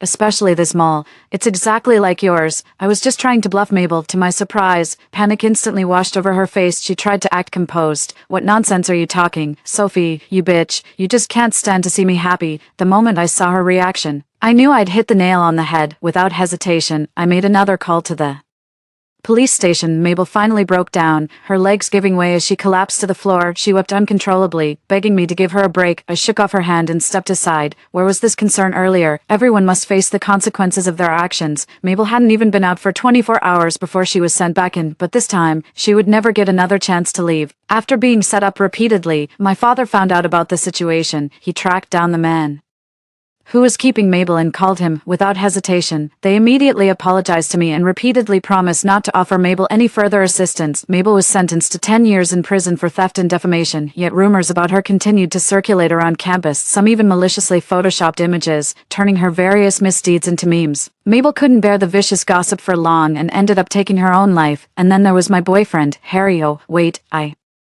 should say ex-boyfriend now. He came to me after Mabel's suicide, begging to get back together. Sophie, I was wrong before. I never expected Mabel to be that kind of person. I'm truly sorry. Can we give us another chance? Get back together. My family has always been better off than Harry's. I only got together with him because he wouldn't take no for an answer. Now that I know what a scumbag he is, why would I stay with him? I took out the bill from the auction that Mabel owed and handed it Directly to Harry, first, pay back what you owe, then we can talk about other things. Can't handle it already. Confronted with that exorbitant bill, Harry opened his mouth to protest but ultimately slunk away in disgrace. I didn't let him off the hook either, sending the bill directly to his family home. Word has it Harry's father hit the roof, giving him a solid thrashing on the spot and freezing his bank account. 7. When Harry returned to school later, he was not only limping but had been reduced to eating the standard cafeteria food with everyone else. This got posted on the campus forum again and sparked quite a discussion, but I know Harry brought this all on himself. Back when he was still playing the rich heir, he put on airs and called the regular meals pig slop, saying only pigs would eat it. Now it's his turn to get a taste of online bullying. As for me, I've tucked away all my designer handbags and custom-made outfits in the closet, switching to simple, understated clothing instead.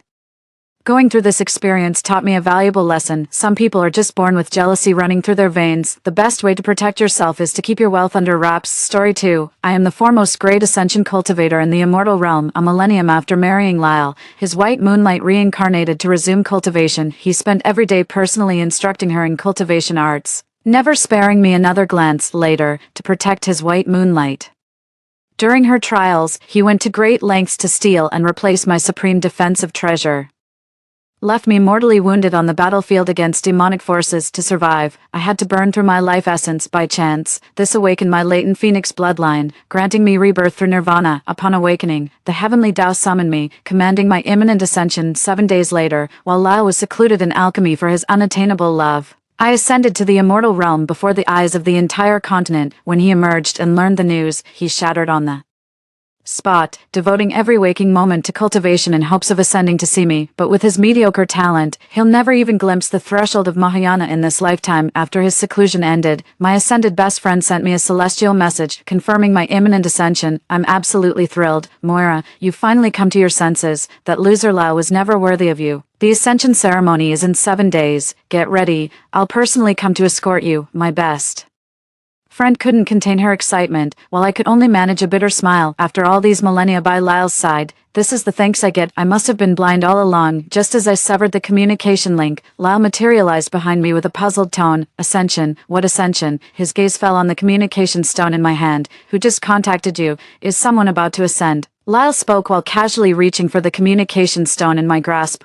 It would still bear traces of the transmission. I frowned and hurried to put it away, only to notice a butterfly fluttering near Lyle. The little butterfly spoke, but the voice was that of a familiar woman. Lyle, where are you? I've encountered demons. They're trying to kill me. I'm so scared. It was the voice of Dahlia, Lyle's unattainable first love. This butterfly was her magical artifact. Lyle visibly panicked upon hearing the fear and distress in that voice. Without another word, he vanished on the spot. Not a single word or explanation was offered to me. Never once did he ask if I'd been wounded in battle, nor why I'd gone into seclusion. Of course he wouldn't care whether I live or die. He even stole my defensive artifact for his precious white moonlight. I watched him vanish before my eyes without the slightest change in expression. Then I took out the communication stone again and sent the message to my best friend. My best friend ascended to immortality 1,000 years ago. Originally, I was meant to ascend with her, but on the eve of ascension, Lyle proposed to become cultivation partners with me. For his sake, I suppressed my cultivation and abandoned ascending to the upper realm. 1,000 years have passed since our marriage, but not long ago, his beloved Dahlia reincarnated to restart her cultivation. To accelerate Dahlia's progress, Lyle personally trained her in magic arts every single day, never sparing me another glance later. To protect his precious Dahlia during her trials, Lyle went so far as to scheme and steal my ultimate defensive treasure. This left me vulnerable. During the battle against the demonic forces, the demon lord ambushed me, leaving me mortally wounded. To save my life, I had to burn every last drop of my vital essence, even if it meant becoming a powerless cripple. Little did I know this would awaken my latent phoenix bloodline, granting me rebirth through nirvana. But in doing so, I revealed my true cultivation level to the heavenly Tao. The heavens have spoken. My ascension draws near. Perfect timing. I've no desire to linger here anyway. Every soul must walk their own path. I refuse to dumb myself down any longer. Lyle, I don't want this anymore. My best friend talked with me for hours, sharing all sorts of celestial rules and amusing anecdotes to cheer me up. The moment I disconnected the communication stone, Lyle came striding in with Dahlia cradled in his arms like a princess. He walked right past me and placed her directly on our wedding bed. With a worried expression, Dahlia, are you hurt anywhere? Those damn demons. How dare they lay a finger on you? At the mention of demons, Lyle radiated murderous intent. Dahlia smiled gently. Thank goodness you came just in time, Lyle. I was just a bit startled, my heart still racing. Lyle's gaze lingered on Dahlia's chest before he pulled the blanket over her. His large hand affectionately stroked Dahlia's hair and caressed her cheek. Rest here, I'll send someone to check on you, Lyle turned and walked out. It was as if I didn't exist. They completely ignored my presence the entire time, and my gaze fell upon the quilt covering Dahlia. I hand-stitched it thread by thread during my honeymoon with Lyle, using premium heavenly silk known for its wound-healing properties and cultivation benefits. I earned it through blood and sweat, scaling snow-capped mountains, battling the mountain guardian for 3 days straight, suffering 7 bite wounds, and sacrificing over a dozen magical artifacts. Dahlia caught my gaze, a faint smile playing at the corners of her lips. Sister, with demons running rampant outside, Lyle couldn't help worrying. That's why he brought me back. Please don't read too much into it, Sister Moira. As she spoke, Dahlia's fingers traced the silken embroidery of the celestial cocoon quilt in her arms. They say Sister Moira stitched the celestial cocoon quilt thread by thread during her wedding days. It's truly exquisite. My deepest thanks, Sister Moira. I stared at her coldly. Dahlia said defiantly, don't look at me like that, Sister Moira. It's not like I asked for this blanket. Lyle gave it to me. So sorry if that upsets you. Dahlia threw off the blanket and shoved it into my hands. Her defiant expression instantly melted into pitiful distress. I'm sorry, Moira. I shouldn't have used your blanket. Here, take it back. Please don't be mad at me and Lyle, okay? I was genuinely puzzled at first, but the moment I caught that familiar scent, everything suddenly made sense. Moira, what are you doing? Lyle stormed in and yanked me aside with brute force. I never said a word when you refused to give Dahlia a protective charm, but now that she's just staying with us for a few days to recover, you can't even tolerate her presence. When did you become so petty-minded? Dahlia tugged nervously at Lyle's sleeve. Don't blame Sister Moira, Lyle. This is my fault. I shouldn't have used your wedding quilt. I'm sorry. Lyle pulled Dahlia behind him, glaring at me with fury. Enough, stop speaking up for her. It's just a tattered quilt from 1,000 years ago. Why can't we use it? Moira, must you be so petty? Petty. I found it laughable and couldn't be bothered to explain. Lyle was no fool. He simply chose to believe Dahlia. This marriage was wrong from the very beginning to the bitter end. I'm truly exhausted. You're right. I was being petty. In that case, you can have this bridal chamber and the wedding quilts. I left the courtyard where we got married, went to the kitchen courtyard to have a meal. Truth be told, with my cultivation level, I've long transcended the need for mortal sustenance, yet I couldn't resist culinary pleasures, so I begged Lyle to dine with me every day. He agreed, but after Dahlia appeared, he never shared another meal with me. I steadied my mind and teleported to the kitchen courtyard. Just as I reached the kitchen entrance, a familiar voice reached my ears. You've all been so kind. Lyle thought steamed egg custard might help settle my nerves and poor appetite would. You mind preparing some? That delicate, wavering voice could only belong to Dahlia. As I approached the kitchen courtyard, I saw a crowd gathered around her. There were kitchen staff, along with many outer and inner court disciples who'd come to gawk. After all these years working in the kitchens, we've never seen the Holy Lord treat anyone with such favor. Lady Dahlia is truly blessed, too. Lady Dahlia's kindness makes her worthy of the Holy Lord's favor, unlike that other one, always looking down her nose at everyone with that insufferable arrogance. What the Holy Lord ever saw in her is beyond me. Honestly, Miss Dahlia is young and beautiful, while the Holy Lord masters supreme magic. They're practically a match made in heaven. Surrounded by the crowd, Dahlia blushed with shyness. The Holy Lord has indeed been kind to me, but please don't spread rumors. I silently observed the scene unfolding. Countless images flashed through my mind. When I first met Lyle, he was just an ordinary intersect disciple, yet he managed to appear before me constantly, coincidentally crossing paths everywhere. The undisguised adoration in his eyes became common knowledge throughout the entire Violet Heaven Sanctuary. Later, we married, and I helped him ascend to the throne as the sovereign of the Violet Heaven Sanctuary. After he firmly established his rule, I gradually withdrew from governance. Over these 1,000 years, he'd occasionally surprise me with little gestures, but all that vanished when Dahlia appeared. After years of my absence from leadership, the disciples of the Holy Land seemed to have forgotten my former authority and status, their loyalty now solely devoted to Saint Lyle, whom I once elevated to power. Yet in Lyle's heart, there's no longer any place for me, only his reincarnated white moonlight. Dahlia, once, a guardian voice to send against Lyle's methods, merely suggesting Dahlia paled in comparison to me. For this, Lyle shattered his legs and banished him From Violet Sky Sanctuary, had I not intervened in time, that guardian would have lost his life, snapping out of my daze. I turned my gaze back to the bustling kitchen courtyard. With a scornful chuckle, I turned away, my appetite completely gone. Returning to my abode, I retrieved the token of affection Lyle had given me all those years ago. It was a storage ring containing every gift Lyle had bestowed upon me over the past millennium. He once vowed to gather all the world's treasures here for me, promising to make me the happiest woman alive, but now it's clear those were just empty words. I took out the supreme alchemy furnace and tossed the storage ring straight into its flames. The fire's breath licked at me intermittently, casting flickering shadows across my face. The moment Lyle stepped inside, he spotted the storage ring inside the alchemy furnace. His entire body froze in panic. "What are you doing?" He lunged forward to force open the furnace, only to be repelled by a surge of fiery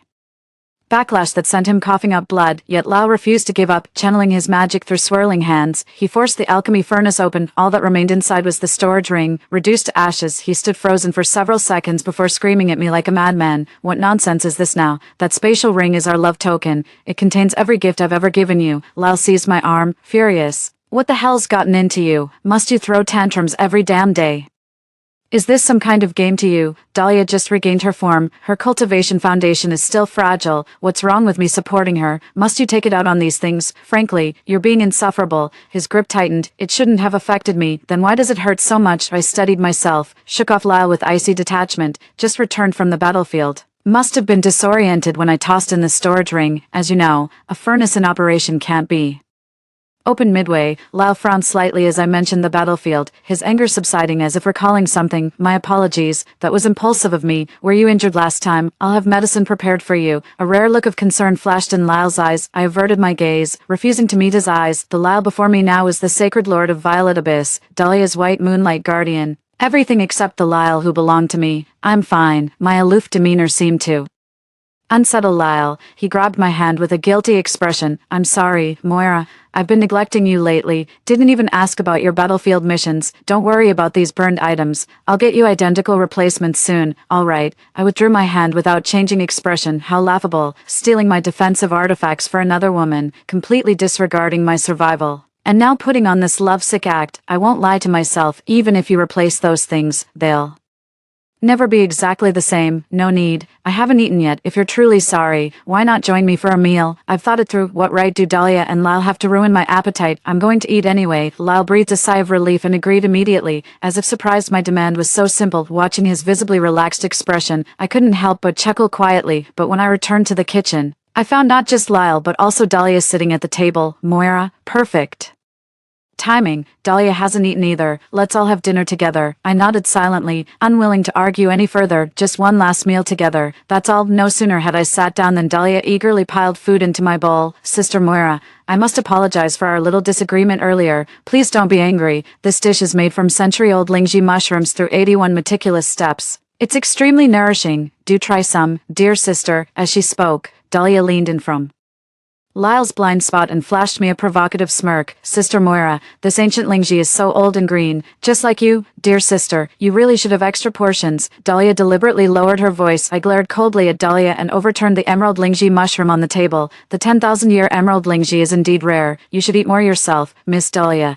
instead of eyeing others' meals every day." "What? Does food from others' plates taste better?" "True enough. As the saying goes, why covet what others have when you've got your own? Isn't that right, Miss Dahlia?" Dahlia's eyes instantly welled up with tears as she looked helplessly at Lyle. "Lyle, I only wanted to mend things between us. What exactly does Sister Moira mean by that?" I sneered, ready to fire off more sarcastic remarks. The next instant, a stinging slap landed across my face. That slap carried formidable magical power, caught completely off guard. I tasted blood trickling from the corner of my mouth. That stunned. Lyle withdrew his hand, face contorted with rage. "What's wrong with you?" Dahlia's reaching out to make peace. "What more do you want?" The metallic taste of blood filled my mouth as I drifted into a daze. "3. I think it's really time for me to leave. You will apologize to Dahlia this instant." Lyle stared at me coldly, his stern tone brooking no argument. Dahlia peeked out from behind Lyle, gazing at me with feigned innocence. Lyle's face flushed with anger as if I'd wounded his pride. He seized my wrist and roared. "Did you hear me? I said apologize." To her, back when Lyle was just an ordinary disciple, the concept of saving face never concerned him. He only developed these habits after I thrust him onto the throne. I shoved Lyle away without holding back. My magic far surpassed Lyle's, sending him stumbling backward, his face flushed crimson, eyes burning with intensified fury, as if furious that I'd publicly humiliated him, ignoring the enraged Lyle. I turned and flew away. I returned to the cave where we'd exchanged vows, countless memories of us lingered within. There's a wooden hairpin he carved for me with his own hands. I've always treasured it, never daring to wear it, but now I'll never get the chance, because it's destined to perish in flames. All the little decorations we made together in this hall, the couple souvenirs we brought back from our trips to the mortal realm, everything shall turn to ashes. Oh, and that silk quilt, it's soiled beyond keeping. I sat by the brazier, watching each item vanish from this world, my face utterly expressionless. After burning everything, I picked up the memory stone nearby, cast a minor spell, added a message and sent it to Lyle. The message read, "Lyle, I've erased all traces of our past. You're free to be with the one you love without any burdens. It's over between us. Let's not meet again. I no longer wish to remain in the Violet Abyss Sanctuary, so I packed my belongings and headed to the Ascension platform. I'll wait here until the moment of ascension arrives, the moment I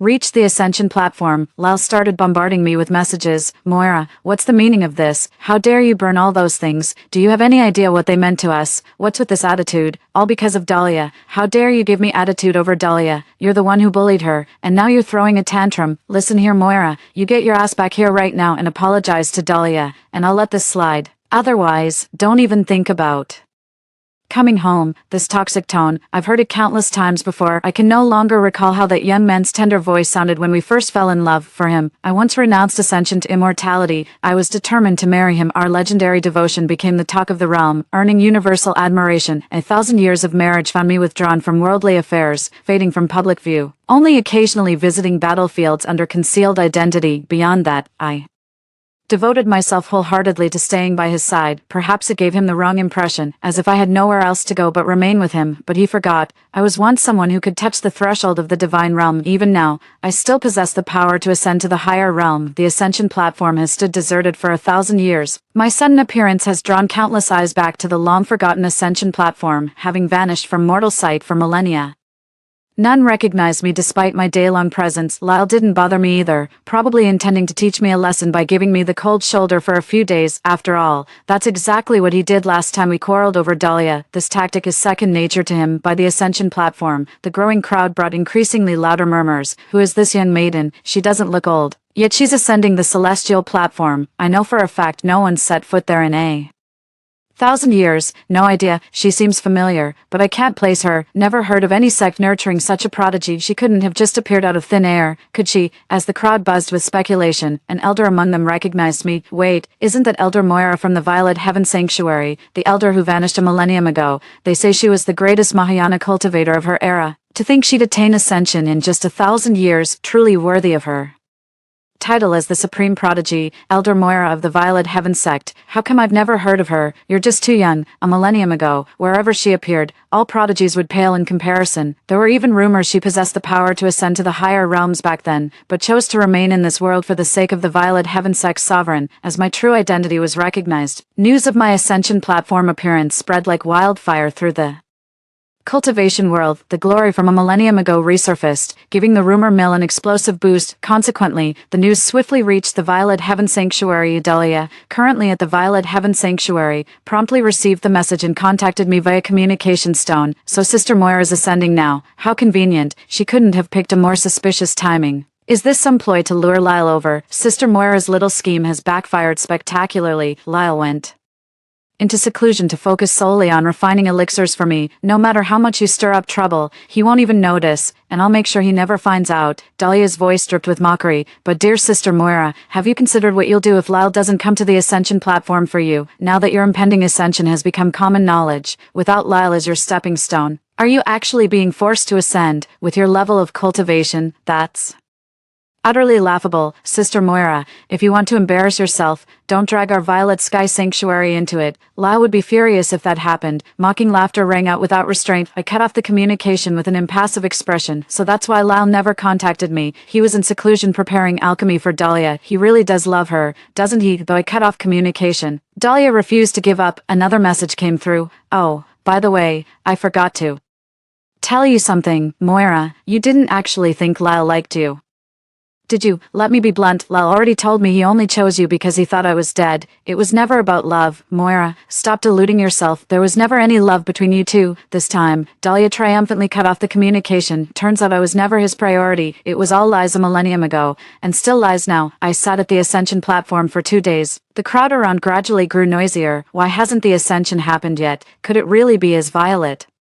Sky Sanctuary said, just playing us for fools, might well be, who spread that rumor about Moira having the power to ascend a millennium ago. Total nonsense if you ask me. I bet it's exactly like Violet. Sky Sanctuary claimed. This whole spectacle is just her way of getting back at their Holy Master. Heard they had a falling out. Damn, what's her problem? The Holy Master's swamped with responsibilities daily. Who's got time for her petty games? Seriously, dragging us into this. What a lunatic, one person spoke up, and instantly the whole crowd chimed in as if they'd rehearsed it. Get lost, get the hell out. With the crowd's fury boiling around me, I was about to leave anyway, couldn't be bothered to argue, just raised my hand and cast a barrier spell, cutting off all outside noise. Yet just before the barrier formed, Dahlia's message came through again. Sister Moira, the disciples of Violet Heaven Sanctuary are furious about your actions by monopolizing the Ascension platform for personal gain. You've stirred public outrage and tarnished our sect's reputation. When Lyle emerges from seclusion, what punishment do you think he'll give you? My voice remained eerily calm. Was it you who had the Violet Abyss sect spread those rumors, claiming my ascension was fake just to lure out Lyle? Dahlia's voice came through, feigning innocence yet laced with undisguised scorn. Don't spout nonsense, Sister Moira. I never ordered any rumors to be spread. Everything I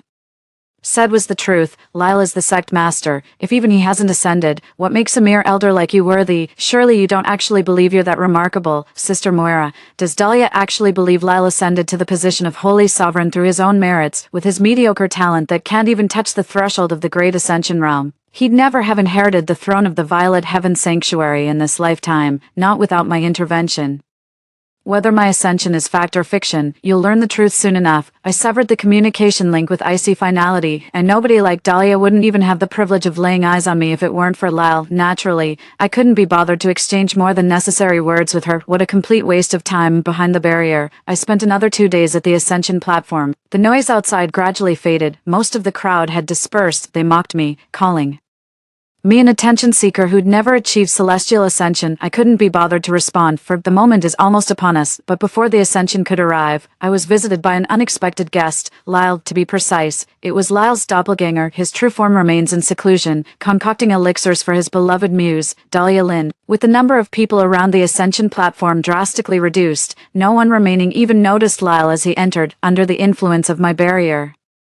Everything within the Ascension platform is isolated from the outside world. Moira, have you had enough? Is it really Lyle's doppelganger? As expected, they're saying exactly the same things. You've caused all this trouble just to force me to see you, haven't you? Well, I'm here now. Let's go back immediately. Lyle overestimates himself. Force him to see me. Seeing my inaction. Lyle frowned. What do you mean by this? Are you going to keep making a scene? I'm warning you, don't go blabbing about our affairs to everyone. You're so audacious, playing the entire cultivation world for fools. Are you deliberately trying to get my Zixio Holy Land targeted? Are you trying to destroy us? My expression turned cold. When did I ever provoke the entire cultivation world? And when did I ever try to harm the Zixio Holy Land? I've lived in the Lingxiao Holy Land since my master adopted me, as far back as I can remember. After my master passed away, I single-handedly protected the Violet Heavens Holy Land from being devoured by the covetous factions surrounding it. Since then, I've been revered as the first elder of the Violet Heavens Holy Land, holding an unparalleled position. I fought tooth and nail to protect the Violet Heavens Holy Land, not only because it was my master's dying wish, but also because it was his life's work. If I had truly wanted to destroy the Violet Heavens Holy Land, I wouldn't have protected it in the first place. Otherwise, with my capabilities, I would have had countless opportunities to destroy the Violet Heavens Holy Land. Lyle and I have been married for 1,000 years, yet he still doesn't understand me at all. He's quick to jump to conclusions and label me. Seeing my rebuttal, Lyle's face grew even colder. Am I wrong? No one in the cultivation world has ascended in 1,000 years, even if you are the foremost expert in the Mahayana stage. You shouldn't resort to such grandstanding. Do you think everyone out there is a fool? I'm warning you. While there's still a chance to fix this, come back with me now. Stop throwing a tantrum. We can discuss our issues later. Back home, don't make a scene that the entire cultivation world will know about and ruin the reputation of Zixio Holy Land, Lyle said, reaching out to pull me, but I easily dodged him. Lyle, with your limited perspective, you naturally can't grasp the extent of my abilities. My calm tone made Lyle flush with anger. How dare you? I am the Holy Sovereign, while you're merely an elder. This is outright insubordination. I snapped my gaze toward him. Did I hear that correctly? Lyle's using the status I gave him to push me around. Meeting my gaze, Lyle uncomfortably shifted his eyes away, his tone growing more impatient. All right, you did all this just to get me to show up, didn't you? Stop beating around the bush. Don't worry, I promise you, I can overlook everything that's happened these past few days, including how you treated Dahlia. I sneered, taking 2 steps back. The message was clear. Moira, that's enough. If you insist on staying here and causing trouble instead of coming back with me, don't blame me for taking drastic measures. Lyle snapped sharply. Yes. When I still didn't react, he simply hurled a disc straight at me. My pupils contracted at the sight of that disc. It was the wedding gift I'd given Lyle on our first night together. Since I made no move, the disc successfully trapped me, leaving me unable to move. I wasn't flustered. I just stared blankly at the disc. I never expected that with the turning of time, he would actually return it to me. How ironic, my own magical artifact is being used against me. Lyle, however, didn't notice anything amiss with me. Seeing the disc trap me, a sneer involuntarily crept onto his lips. You're still lying even now. If you truly had the power to ascend to the upper realm, how could I have trapped you so easily? Come back with me obediently. Stop making a spectacle of yourself out here. You've completely disgraced the Violet Cloud Holy Land. Lyle spoke with an edge of impatience. The next second, he was ready to retract the disc, but he quickly realized the disc wasn't responding to his commands. I reached out and retrieved the disc. I watched Lyle's eyes widen in shock, my expression completely unfazed. Lyle's clone raised its hand, preparing to cast another spell. I narrowed my eyes slightly and instantly disrupted his magic. With a flick of my wrist, I trapped him within a disc. You want to inform your main body? Too bad. You won't get the chance. With that, I erased Lyle's clone directly, not giving him a chance to speak. A clone's memories only return to the main body when the clone itself returns, but now, with the clone gone, Lyle won't retain its memories either. I can finally ascend with peace of mind. For the last 2 days that followed, the ascension platform was indeed much quieter, because even the last group of believers had run out of patience within 2 days. So, when the ascension platform cast its light, illuminating the dark night, I was the only one there. I stood on the ascension platform, letting the pure white light wash over me. This was the cleansing ritual before the ascension. I slowly closed my eyes, but I could clearly sense many people gathering around me. In this cultivation world, the art of shrinking the earth into an inch is quite common. Therefore, the moment there was activity on the ascension platform, many people noticed and rushed over. At the same time, my body slowly began to rise, bathed in holy light. Her snow-white robes shimmered with such divine beauty that it stole the breath from countless onlookers. Upon the ascension platform, ethereal music began to resonate. Incomprehensible sigils descended from the heavens as if celebrating my celestial ascension. The assembled cultivators stood transfixed, gazing in silent awe at the spectacle. It was an elder who reacted first, performing a grand bow. Congratulations on your ascension, immortal Moira. The others then came to their senses, cupping their fists in unison. Congratulations on your ascension, immortal Moira. My body continued to ascend. Each ascension from the ascension platform sends ripples throughout the entire cultivation world. That's because the ascension platform always activates at night. Its light is bright as day every single time. Now, almost everyone in the cultivation world can see me, on the verge of ascension. But I couldn't care less about any of it. All I care about is what ascension gift my bestie has prepared for me. A slight smile touched my lips at the thought of her. We'll be able to meet very soon. Before long, golden light showered down from the heavens. 5. A broader smile spread across my face, because that golden light was the final step. As the golden light faded, I, too, vanished from the cultivation world, truly and completely arriving in the upper realm. My best friend had prepared a grand welcoming ceremony for me. It's almost laughable. This welcoming ceremony is even grander than my wedding was 1,000 years ago. Back then, Lyle told me, Moira, let's just keep the wedding simple. The most important thing is for us to be together. I remained silent. There was no grand wedding spectacle, and I've rarely made public appearances over the past millennium, which is why fewer and fewer people outside know who I am. But now, my gaze swept over the crowd above, celebrating my victory. I suppose these people will all remember me now. Indeed, some people are just different from others. In the days that followed, my best friend and I trained relentlessly in the upper realm, occasionally pulling out the realm-traversing mirror to check on the situation below. Even though I had ascended, the Violet Cloud Holy Land could not fall, at least not anytime soon. Suddenly, today, there was a change at the Violet Cloud Holy Land. Lyle, you're out. Lyle, you must be exhausted. You've been in seclusion for so long. I'll have the kitchen prepare a meal for you right away. Dahlia smiled.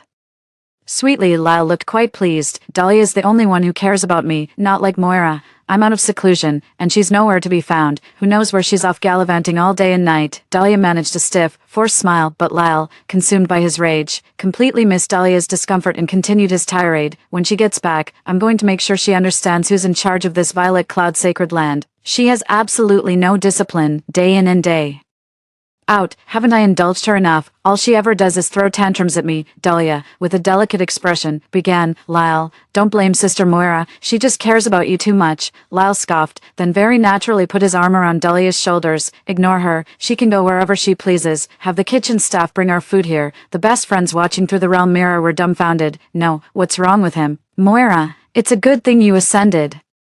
Otherwise, with a scumbag like him, he's truly not worthy of you. Her best friend's disdain was palpable. I'm actually looking forward to seeing his face when he finds out you've ascended. I cast a fleeting glance at the embracing couple in the world-connecting mirror, my expression utterly unperturbed. Lyle is nothing more than the holy lord of the violet heaven sanctuary to me now. My husband, he's not worthy soon. The food arrived. The two kitchen staff who delivered the meal glanced at the unusually intimate pair, raised an eyebrow, and quickly retreated. After they left, the two began to whisper, see, Miss Dahlia and the Holy Lord clearly have a special connection. No wonder the Madam, no, Elder Moira, is ascending to the upper realm. With a man like that, who wouldn't want to ascend? Wait, didn't you used to hope Miss Dahlia and the Holy Lord would get together? Oh, that was just talk. Everyone knows the Holy Lord dotes on her, so could I really say otherwise, honestly? Everyone knows Miss Dahlia's power isn't even 1% of Elder Moira's. I have no idea what the Holy Lord is thinking. Exactly, with Elder Moira's power, if the Holy Lord and she were a loving couple, who knows, she might even help him ascend to the upper realm. TSK, I really can't agree with our Holy Lord's vision. The two walked along, whispering to each other. Not far away, Lyle, who had just noticed a dish was missing and was about to call out to them, overheard their entire conversation. What were you two just talking about? Who ascended? The two exchanged a glance, then quickly knelt down. It's Elder Moira. Lyle froze in place. He looked as if he'd been struck by lightning. How could this be? Lyle mumbled, completely dazed. When did this happen? Why didn't I know? Why? His eyes suddenly reddened. He grabbed the nearest person by the neck, his face contorted in a grimace. Tell me, when did she ascend? A month ago. The man was startled, stammering as he spoke. Why didn't anyone tell me? Why, she's my wife, she ascended. Why did no one tell me? Are you all dead? His grip tightened gradually. The other person, startled, seeing their companion's eyes rolling wildly, quickly blurted out, it was Miss Dahlia. It was Miss Dahlia who told us not to say anything. At first, Miss Dahlia said that Elder Moira's ascension was a sham, a self-staged act. There was no need to inform the Holy Master. Later, when Elder Moira truly ascended, Miss Dahlia then said that the Holy Master's meditation should not be disturbed. We wouldn't dare take matters into our own hands, especially with you and Miss Dahlia. You too. Lyle let go. Collapsing, he sank to his knees, powerless, and looked up at the deep blue sky, roaring, grieving. Moira, why did you leave me? After that, he was drunk all day, calling out my name, crying as he called out. He never practiced magic again. Nor did he spend every day with his beloved white moonlight anymore. This went on for 3 days. Dahlia couldn't take it anymore and showed up at his door. Lyle, you still have the Zishio Holy Land and me behind you. You have to pull yourself together. Honestly, Sister Moira, she's something else. You two have been married for 1,000 years, and she just ascends without a second thought for your feelings. Dahlia looked utterly indignant on Lyle's behalf, but even through the inter-realm mirror, I could see the jealousy in Dahlia's eyes. I scoffed. My eyes filled with utter disdain for Dahlia, as I said before, without Lyle, Dahlia wouldn't even have had the chance to meet me. It just goes to show how incompetent she is. Not only is she incompetent, but she doesn't even try. All she ever thinks about is taking shortcuts by relying on men. This is as far as she'll ever get. Lyle, who had been drowning his sorrows in the all-world's mirror, suddenly stopped when he heard Dahlia speak. He stared at Dahlia, unblinking. His gaze made her feel a little uneasy. Why didn't you tell me? Lyle's voice was hoarse with emotion. Dahlia paused, then smiled gently. Lyle, I only want what's best for you. Before she could finish, Lyle struck her across the face with brutal force. This is all your fault. She wouldn't have left me if not for you. She's been by my side for 1,000 years. Damn you, damn you. Lyle's hands were clamped around Dahlia's throat, his eyes bloodshot with hatred. If it weren't for me trying to concoct some damn elixir for you, how could I not have known about her? Ascension, if I could just see her, plead with her again, she'd surely soften. This is all your fault. This is all because of you. Lyle, as if possessed, furiously beat Dahlia. Dahlia, having only recently been resurrected, was no match for Lyle and could only flee in disarray. No one around dared to intervene, leaving Lyle free to beat Dahlia until she was covered in injuries. Lyle seemed to be seeing red, showing absolutely no mercy. Each blow was more brutal than the last. Before long, Dahlia collapsed to the ground. Life was beginning to fade. Through the mirror, I saw everything unfold. My best friend saw it all clearly too, and couldn't help but scoff. Now that he's gone, you miss him. Ugh, how shameless. I thought my best friend was absolutely right. Before I could react, my best friend shut down the boundary mirror. Enough, stop watching. It's just upsetting. Purple Heaven Sanctuary isn't your master's domain anymore. Why bother whether it survives? You've already ascended to the upper realm. I could only smile wryly and let it go, let the matters of the underworld scatter with the wind. But to my surprise, Lyle soon succeeded in summoning my consciousness to the underworld through sacred rites. A wisp of my soul drifted down to the mortal realm, carrying my awareness. The moment Lyle saw me, his face lit up with joy. You actually came. His face lit up with unconcealed joy. But the next moment, his lips quivered as he looked at me with wounded eyes. You have no idea how much I missed you. Why did you abandon me like that? I stared at him coldly, no feedback whatsoever. Lyle was no longer as arrogant as before. Even without any response from me, he didn't get angry. Instead, he looked at me with deep affection. Moira, I'm truly happy to see you again. I stared at him coldly. Have you forgotten your first love? You two were the loving couple. So please stop pretending you're so fond of me. After all, you only married me because Dahlia died.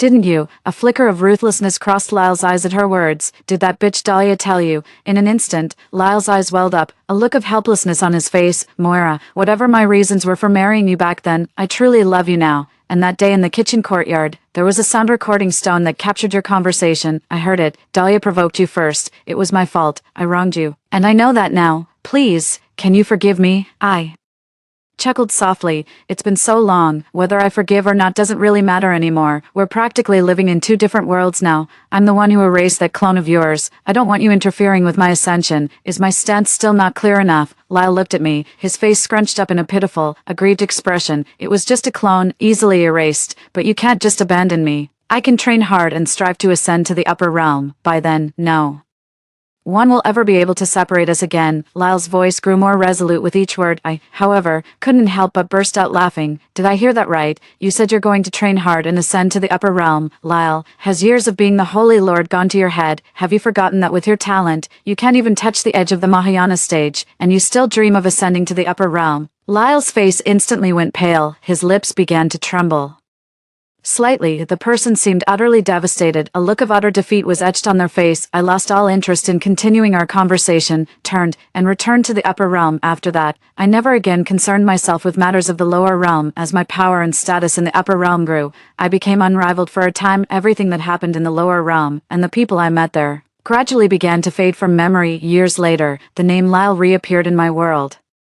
Only then did I begin to understand. At that time, I was invited down to the lower realm by the new Holy Lord of the Violet Cloud Holy Land. He said Lyle had pushed himself too hard in his cultivation, gone astray, and ultimately perished. That's why a new Holy Lord had to be appointed. The new Holy Lord asked me to descend to the mortal realm to keep the unruly in check. I didn't mind at all, especially since I'm also from the Violet Cloud Holy Land 7, after all. This used to be my master's territory. As for the news of Lyle's demise due to cultivation deviation, it didn't affect me at all. Nowadays, that name means nothing more than just a name to me. Years have passed, and I've long since built a new life and found a new partner. All that's past is but a fleeting cloud. Story 2. To my surprise, Tessa seemed like a completely different person when she returned from the school clinic. She was quiet and somber, ignoring everyone's greetings. I watched her as she scanned the entire classroom with a look of melancholy and resolve. Then she asked the teacher for leave and never returned to school later. A classmate whose family owns a supermarket mentioned that Tessa had bought a large amount of food and household supplies from their store. Tessa had moved and didn't tell anyone. I only knew because I saw her while watering plants on the balcony, directing some workers as they moved furniture out of the long empty house across from mine. The buildings were close enough that I recognized her familiar face immediately. I couldn't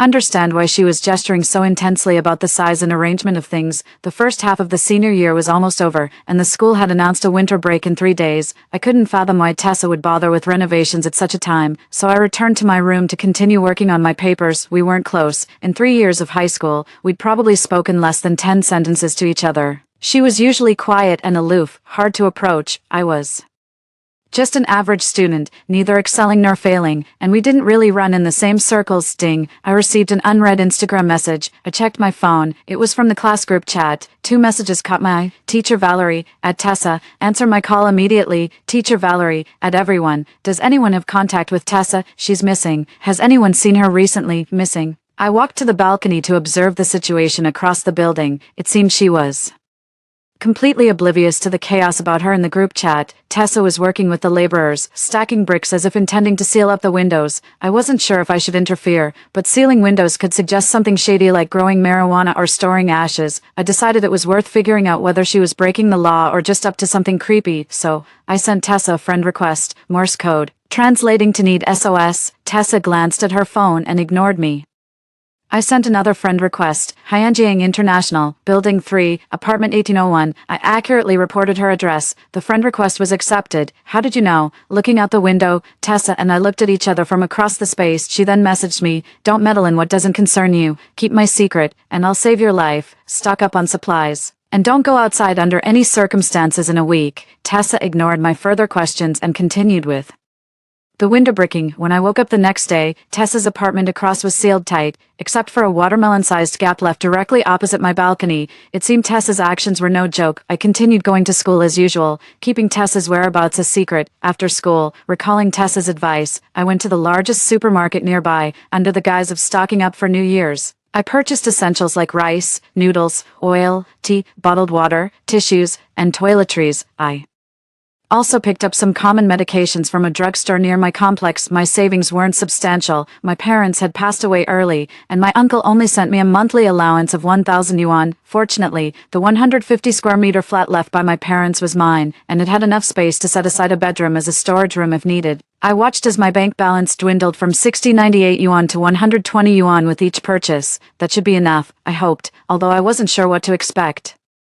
There was still no word from Tessa over the next few days. Time flew by, and before I knew it, it was the evening of the 6th day. I reminded myself that no matter what, I shouldn't go outside after tomorrow. As I looked at the fully stocked storage room, I lay down to sleep with mixed feelings too. In a drowsy state, I was awakened by a scream. I picked up my phone to check the time, and it was 4:20 a.m. and dawn was just breaking. The sky a blend of light and darkness, as if heralding the onset of a new world. The screams gradually subsided. I went to the balcony and looked down, following the direction of the noise. From the 18th floor, everything below was obscured by a hazy gray. No longer feeling sleepy, I decided to freshen up in the bathroom and check the news online. One moment I was brushing my teeth while scrolling through my phone on the toilet, and the next, I opened Facebook to find that it was blowing up with trending topics. Since around 1 a.m., there had been a continuous stream of distress messages. People in the neighborhood are being bitten, and the rescuers are bitten too. A maniac tearing and swallowing human flesh appeared in a bar. Police fatally shot several insane citizens who were randomly attacking people at night. A barbecue restaurant owner's stomach was not empty, yet he stood up to attack others. The information was widespread. From major cities to small towns, all had fallen. Trending keyword, zombies. Cold sweat trickled down my back. The screams from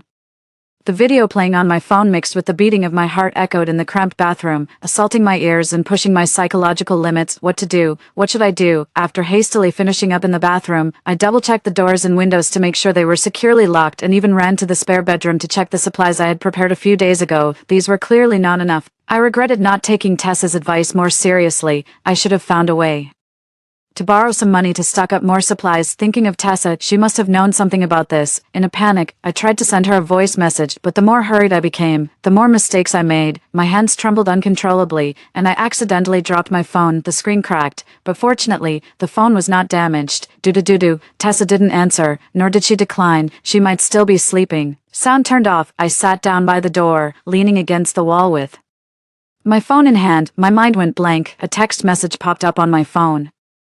City government notice. A widespread violent incident has occurred in the city. Residents are advised to stay at home and isolate. If in danger, please call the emergency number XXXXXXXX. After a while, dawn began to break. I received a message from Tessa. Don't turn on the lights. Pretend no one is home, and stop contacting anyone. Do not open the door if someone knocks. It's like the apocalypse from the movies had become reality. 3. In the following days, the residents' group chat was Bombarded with panic-inducing messages, teachers and schools advised students not to go out, and the TV signal was interrupted. Videos of the national military's clearing operations and inspiring statements circulated online. Initially, everyone encouraged each other, hopeful that the disaster would pass quickly. However, as supplies dwindled, many risked venturing out to search for food and water. Most did not return safely. Initially, the residents' group chat urged well-supplied families to share some food in the corridors to help those without reserves. Gradually, messages in the group became scarce. Later, people began to plead for help, saying their supplies were looted by neighbors, and they were injured and unable to receive medical treatment if they resisted. Every day, I kept Tessa updated, relying on my contact with her for a sense of security amidst the disaster. Sometimes she wouldn't reply to my messages. Other times she just sent a I knew we weren't close, whether she had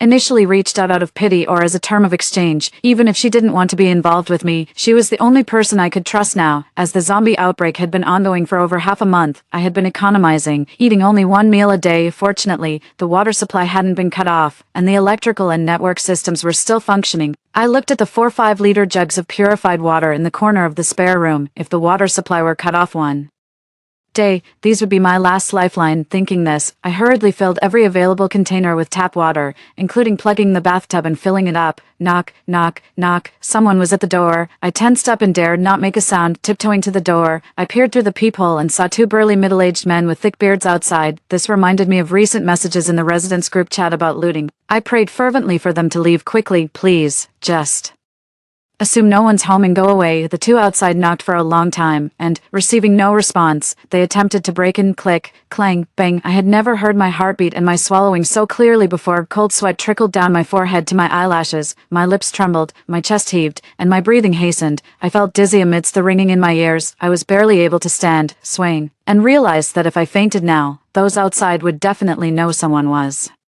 inside. Grinding my teeth, I leaned against the door, trying to stay conscious. Damn it, %, and asterisk, and let's try a let's go. I could vaguely hear the cursing outside, mixed with the sounds of packing up tools. Their voices gradually faded. Finally, I couldn't hold on any longer and collapsed to the floor. I cried silently, tears streaming down my face. That was close. I had just barely escaped death. When I first inherited this apartment, living alone prompted me to install a high-grade explosion proof security door early on. It truly saved my life this time. I couldn't imagine what would have happened if those 2 imposing men had actually broken in and found me, a minor living alone. I lay on the floor, watching the ceiling shift from warm white to dark gray. I lay there the entire afternoon. My phone lit up. Notification from the City Public Security Bureau. All residents, please report the number of survivors, their health status, remaining supplies, and detailed residential addresses as a household unit. Send this information to XXXXXX. A representative will contact you, and a rescue helicopter will transport the survivors to a safe protection area.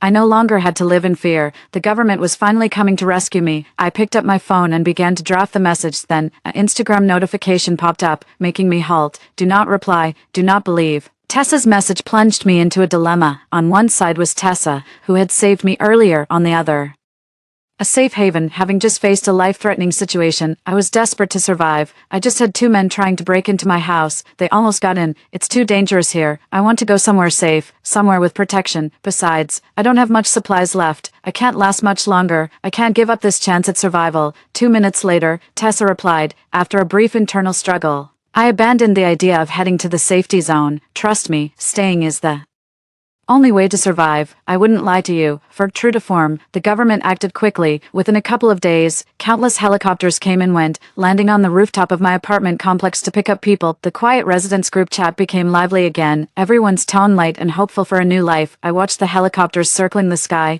envying those free birds. I hadn't left the house in over 2 months. I wondered if staying was the right decision. Days passed in a blur. I lay in bed, too lazy to wash my hair or exercise. Sometimes I thought it might have been better to have been bitten by zombies at the beginning than to be trapped here now, alive but without purpose. Really, there was no point. Happy New Year. It was a message from Tessa. It turned out it was already the new year. I had never imagined welcoming my 18th year in this way. I felt my cheeks grow hot and realized I was crying only when I touched them. Happy New Year to you too. Water and electricity systems have collapsed. What am I supposed to do now? Tessa's words were a bolt from the blue, adding insult to injury. With the utilities gone, it meant I had to start using my limited supply of bottled water. From now on, we will need to recycle water for everything except drinking. Should the water in the bathtub be used for drinking or flushing the toilet? How will I contact Tessa in the future? Isn't this pushing me into a corner? I'm starting to deeply regret not going to the safe zone, and I even blame Tessa a bit for holding me back. Bring all the flower pots from the balcony inside, and place a blue one on the small table on the balcony, switch it to a red one tomorrow, change it every day, and I'll know you're still safe. If you run out of supplies, put both pots out, and I'll come to rescue you. Why don't you come rescue me now? It would be nice to have some company. I haven't figured out yet how to get past the zombie horde to find you, and just the two of us can't carry all your remaining supplies.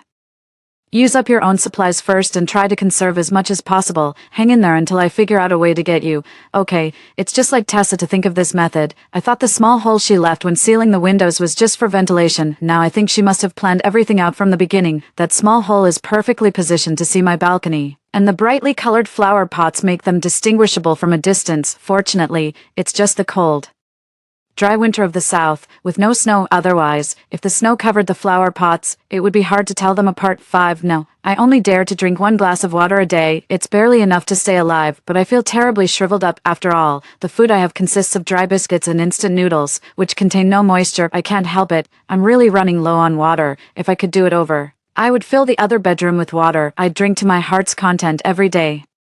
It's been almost 2 months since I last contacted Tessa. My phone automatically shut down on the 3rd day of the power outage. Before the power went out, I discovered something that kept me thinking for the next month. After the municipal rescue helicopters gradually evacuated the survivors, there were no more updates in our group chats or online. It's as if everyone just disappeared. The messages on Facebook were all old, talking about preparations to board. Nobody has spoken in the residence group since the helicopters came that day. Could it be that the power is out even in the safe zones? Are they doing okay over there? I checked my supplies, and there's not much food left. There's only a little water left in the bucket. This water can last at most 3 days, and that's all the time I can hold out. I wonder if Tessa has found a way to rescue me. Honestly, I have some doubts about whether she would really risk her life to save me. The weather is warming up, and the April sunlight is bright and harsh. My body feels warm, but my nose is suffering. The rising temperatures cause the corpses and zombies outside to ferment and rot. Even living on the 18th floor, I can still smell the stench. Even tightly closed windows can't block it. I've placed both the blue and red flower pots on the small table on the balcony, waiting for Tessa's rescue. If she doesn't come in 3 days before my water runs out, then I'm really done for. The first day, no one came. The second day, no one came. The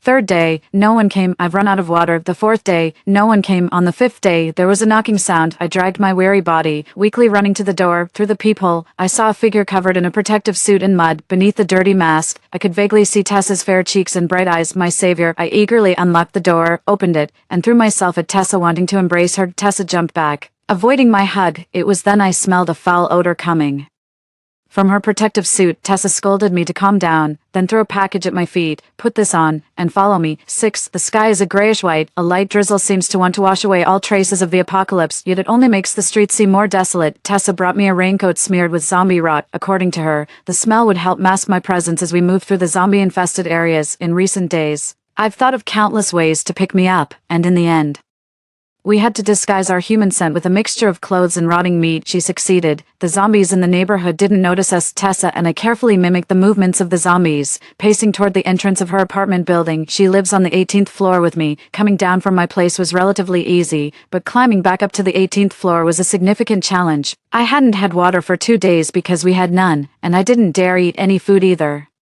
Weak and fighting my survival instincts, I walked up step by step. Gradually, my steps became heavier, and Tessa had to slow down to wait for me. Bang, bang, crash. Sounds of violent impacts on the doorframe came from below. My ears perked up, and I looked at Tessa in panic. She gestured for silence, and we stood quietly in the hallway, trying to pinpoint the source of the noises. There were sounds of impacts, zombie growls from their throats, and the thud of bodies hitting the walls. These sounds merged together, and I saw Tessa's raincoat swinging widely as she breathed deeply. Almost at the same moment our eyes met, she reached out her hand to me, and I took it. Then we ran upwards at full speed. Tessa's hand was warm and strong, her strength urging me not to stop. This was the first time I faced the oppression of zombies directly. Why did the zombies suddenly realize to chase after us? I wasn't sure and didn't understand. Maybe the rain had washed away the scent of the rotting meat. It felt like we ran for a century, my throat painfully scorched as if burned by fire. The tearing sensation in my lungs made me cough violently. The more I tried to stop, the more I retched. My eyes bulged as if they were about to pop out. We couldn't stop. It was so painful. The noise from below grew more chaotic and closer. Through the gaps in the escalator, I could vaguely see countless distorted figures. I was out of consciousness. My lower body mechanically lifted and stepped as Tessa led, until she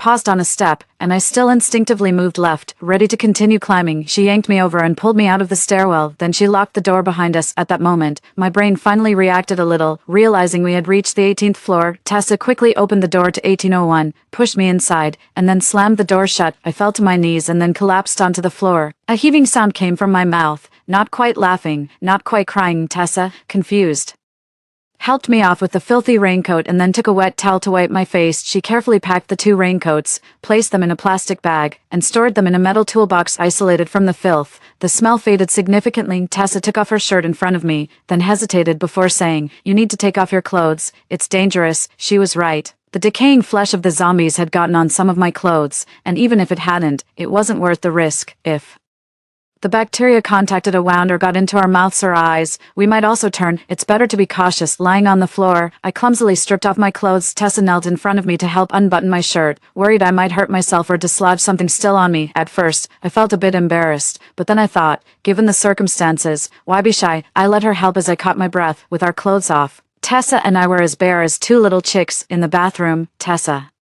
instructed me to wash my hands first, then use a wet wipe for my face. She warned not to let the contaminated water touch any private areas, to wash thoroughly but not scrub the skin raw. Tessa's bathroom had a similar layout to mine. The bathroom was quite large, but Tessa had placed many plastic buckets in there, all filled with water. This water was for Tessa to wash and clean herself with. "I'm so thirsty. Can I drink some water?" "Hold on, wash up first. Don't bring germs into the other rooms." 7. I felt like a camel lost in the desert, my humps all shriveled up, greedily excited at the sight of water as I was on the brink of collapse. Tessa had stored supplies in every bedroom. The master bedroom was filled with boxes of bottled water. I took the cup of water Tessa handed me and drank it in one gulp, then another, and another, one cup after another. The sense of security from the overflowing supplies made me incredibly tired, and the tension I had been holding inside finally eased. When I returned the cup to Tessa, my eyelids suddenly felt heavy, and then everything around me turned pitch black. When I woke up again, I found myself lying on a not-so-soft small bed. I remembered that I had arrived at Tessa's house, and when I got up and looked around, I saw her sleeping not far diagonally across from me. She had made a makeshift bed out of several boxes, covered with a down jacket, and just crashed there. My bed was in the south side of the living room, with the balcony right behind me. The hole the size of a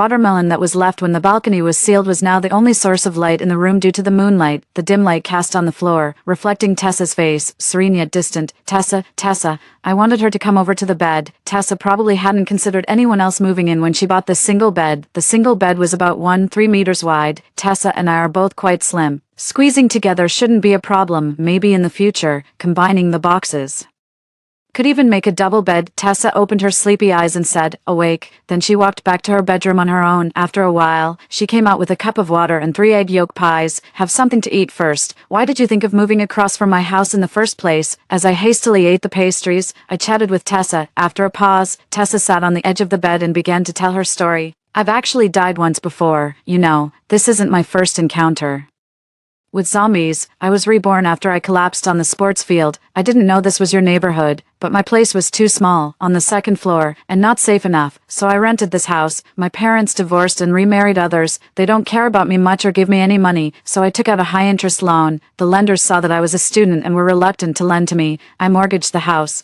promising them I'd pay back in half a month, and they finally lent me 20,000 yuan. When the zombie outbreak happened, who would care about debts at the end of the world? I had no worries. I rented this house at a high price for just 1 month. It was just a coincidence that I rented across from your house. Rebirth. This was even more bizarre than a zombie outbreak, but the outbreak really happened, and Tessa indeed took measures. I had no choice but to believe for now. Did you know about the zombie outbreak and try to tell the government? Maybe they would have done something in advance to prevent this tragedy. Tessa looked at me as if I were a fool. Would they believe me if I told them? They'd probably lock me up in a psychiatric hospital. That's true. After saying this, I suddenly remembered the previous government rescue efforts. Tessa had stopped me from seeking help. Surely she knew something. It seems like you really dislike the government. Not at all. On the contrary. The mayor is a good person. 8. At the onset of the zombie outbreak, the government collaborated with the local armed forces to conduct cleanup operations. The mayor was already planning to retire, but in such a situation, he stepped up without hesitation, struggling at the front line. All public officials, holding steadfast to their resolve to protect the citizens, continually fought against the inhumane hordes of zombies, yet they could not withstand the relentless surge of zombies. As the armed forces fell, the clearing operations failed. Tessa narrated.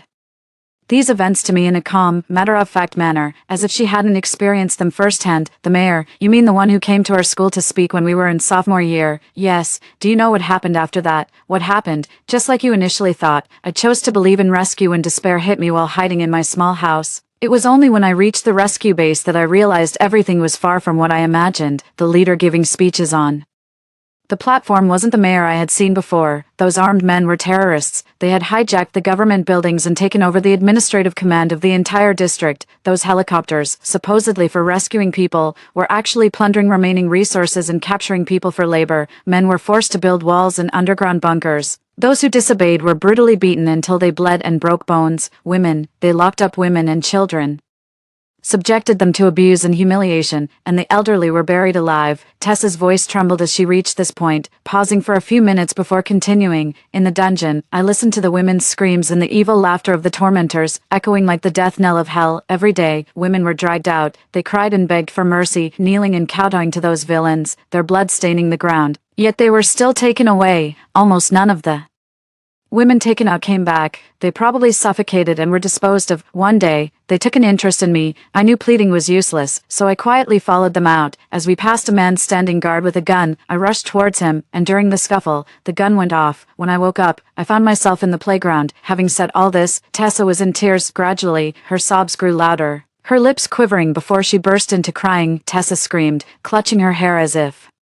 trying to pull the nightmarish memories out of her brain. I held her tightly, unable to comfort her with words. I knew that such experiences were as terrifying to her as a nightmare in the abyss. That night, on a single bed, two frail girls huddled close together. They spoke no more. Only the gods could hear the prayers in their hearts. 9. Tessa wasn't good at cooking, so the supplies she bought were mostly related to instant food. The windows of the second bedroom were sealed. I couldn't see what was inside. I had thought the hole left when Tessa sealed the balcony was for me, but now I realized it was the only source of light. Tessa told me that when she arranged the supplies, she did so according to their shelf life. The items in the front were foods expiring in 1 to 3 years, while those at the back were mostly emergency rations like compressed biscuits, which could be stored for over a decade. Looking at the supplies filling 3 bedrooms, I marveled again at how much Tessa could buy. 2 bedrooms were filled with barrels of water, and 1 bedroom was entirely stocked with carbohydrates, the kind of staple that staves off hunger. These supplies, barring any accidents, could last us 3 to 5 years. Tessa proudly showed me her foresight. "How long do you think the zombies will last?" "Zombies will decay. Those rotten flesh pieces on the raincoat when I picked you up were from zombies. I almost got caught collecting those pieces. That was close. Thank you, really, thank you for saving me. Once the zombie crisis is over, let's hide far away. Leave the city." Tessa feared encountering those terrorists again, even if the future held no more cannibalistic threats. With no government control, the city's safety could not be assured. The best course of action would be to leave while it was relatively safe. Escape from this place as soon as you can. Tessa and I have been taking care of each other and surviving in our little corner of the world, filled with hope for the future. It's lonely being alone, spending days lying in bed daydreaming. With the two of us, the house became lively. Tessa would tell me about her covert competitions with other top students in her class to be number 1. I shared with her about my high school crush, the most popular guy at school. She argued that he wasn't good in studies at all and wondered why I liked him. I teased her for being a nerd, saying that the thrill of young love couldn't even compete with her focus on grades. Unable to win the argument, Tessa gave me a glare and muttered that if she were to have a crush, it would be on someone who was good at studying. A playful spring passed by. The summer was just halfway through when Tessa fell ill. Initially, the symptoms were not obvious. Tessa just had a reduced appetite but would still eat if she felt very hungry. Later, she became weak and tired, and even started to have bloody stools. As time passed, she became pale and frail, and her weight dropped rapidly. Both Tessa and I became alert, and we started doing daily exercises to boost our immunity. Tessa said she never had health issues before, and based on the current symptoms, we couldn't determine what was wrong. Then one day, while eating a biscuit, Tessa's tooth fell out. A nameless oppression filled the room as Tessa stared blankly at her tooth. She didn't speak for a long time, went to the bathroom to rinse her mouth, and then collapsed on the bed. That night, Tessa curled up in my arms. Her body temperature was very low, contrasting sharply with the hot summer. No moonlight shone through. Dark clouds covered the city, hiding the stars. She spoke of her dreams to study abroad after graduation, to visit the maple forest where the protagonists in a Korean drama declared their love. She wanted to be a public prosecutor, to fight for more rights for the people. She talked about how difficult studying for the college entrance exam was during her senior year, and how she wanted to learn a musical instrument when she had more free time. She thought skateboarding was cool. She Regretted not adopting a cat, then she fell asleep. Tessa became increasingly silent. She always lay in bed, gazing at the sky through the opening. She longed for freedom, but now even a trip to the bathroom required a lot of her energy. I knew this couldn't continue. After a brief discussion with Tessa, I decided to take a risk and go out to a pharmacy to see if there was any medicine suitable for her. Even though we didn't know what disease Tessa had, the medicine boxes in the pharmacy would surely list what symptoms they treated. Hopefully, picking some of those medicines could be a stroke of luck. Maybe they could just cure her illness. Without delay, I put on a raincoat. When I opened the iron box, the stench almost made me pass out. After quickly getting ready, I sealed the remaining garment and returned it to the iron box. At the door, I looked back at Tessa, and she was also looking at me. We both understood that if something went wrong this time out, it wouldn't just be me who might die.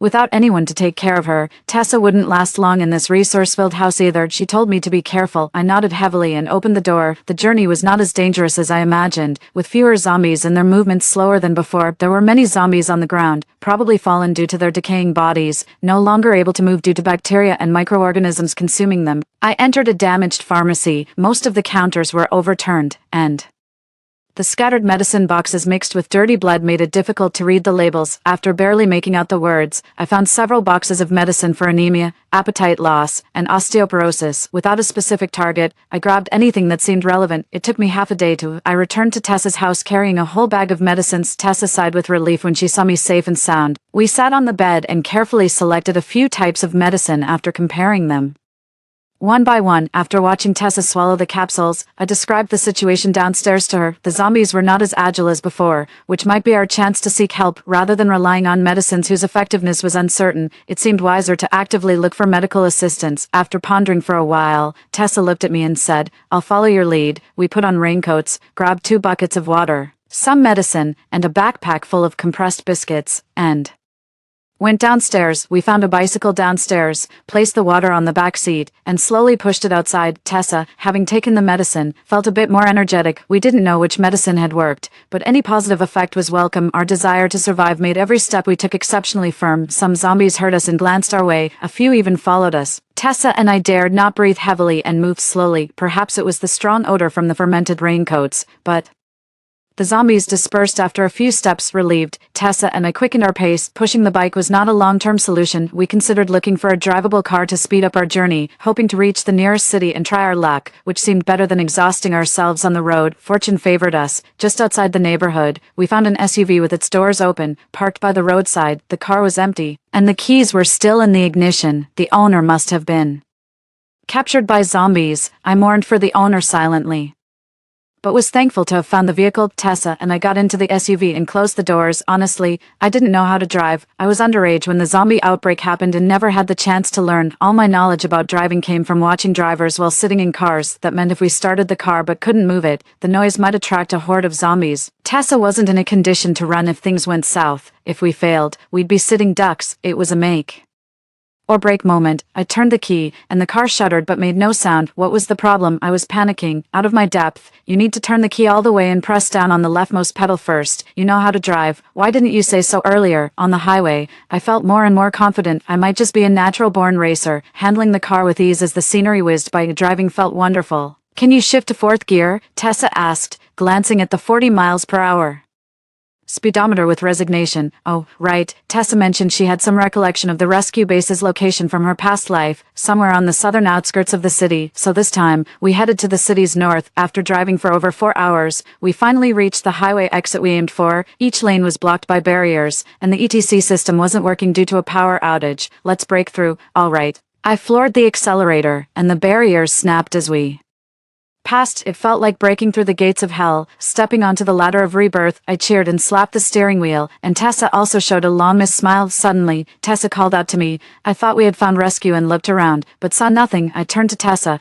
who wore an embarrassed expression. The car starting means it has power, and if it has power, we can charge our phones. We both forgot our phones. Damn. I drove aimlessly through the city, thinking that if no help appeared, I would continue north to the next city. Tessa was fiddling with the electronic screen in the car, turning on the car radio. Channel after channel switched, unexpectedly all broadcasting the lengthy crackle of static. We both felt a bit disheartened. We had hoped to get some useful information through the radio, but it seemed to be a futile effort. In the evening, the fuel gauge warning light came on. After a long search, we found a gas station. After filling up the tank We also filled 2 metal barrels with fuel and then set off for the next city. 12. Tessa's condition worsened. The medication could no longer control her illness. It had been almost half a month since we left Tessa's house. During this period, we hadn't seen any sign of rescue or even a living soul. Our conversations became less frequent, as if we were both aware of our impending death, just struggling to live one more day. She lay on the seat, her pale cheeks deeply sunken, too weak to even open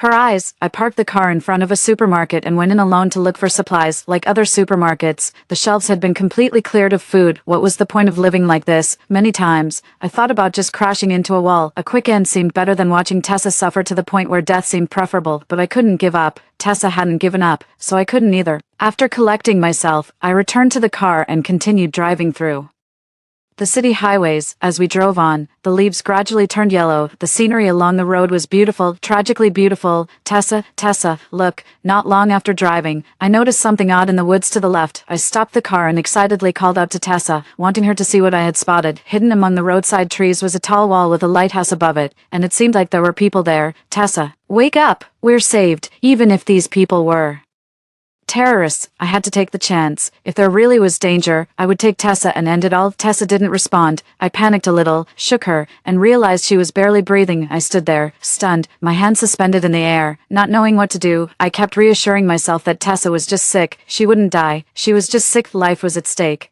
I restarted the car and drove towards that hard-earned beacon of light. The person on the tower noticed our car, waved, and then pointed in a direction I roughly understood. He was probably directing me to the gate, so I followed his instructions and drove to the other side of the wall. I stopped the car, and about 10 armed men came towards me. They gestured for me to get out of the car with my hands on my head. I complied and hurriedly explained there was a sick person in the car. This only made them more cautious. Loudly asking if I had been bitten by zombies, I reassured them repeatedly that it was just an illness, and that we hadn't come into contact with zombies. Only then did they come closer to look inside the car. The leader told me they were a civilian rescue organization responsible for searching and caring for nearby residents. I felt slightly relieved, looked at Tessa, and asked them to help save her. The leader signaled for others to carry Tessa inside the wall. I followed them, calling out Tessa's name over and over. Tessa didn't respond. I anxiously repeated that we were saved, urging her to hang on. Still, there was no response. Once inside the wall, I discovered a different world. People here were not restrained. They talked to each other. He approached me with a smile. I was too distracted to respond. Tessa was the only thing on my mind. We entered a small, makeshift tin hut where a man, presumably the doctor, came out. He lifted Tessa's eyelids, examined her mouth, and then listened to her heartbeat with a stethoscope. With a sigh, he told me she was gone. Tessa was dead. She died right in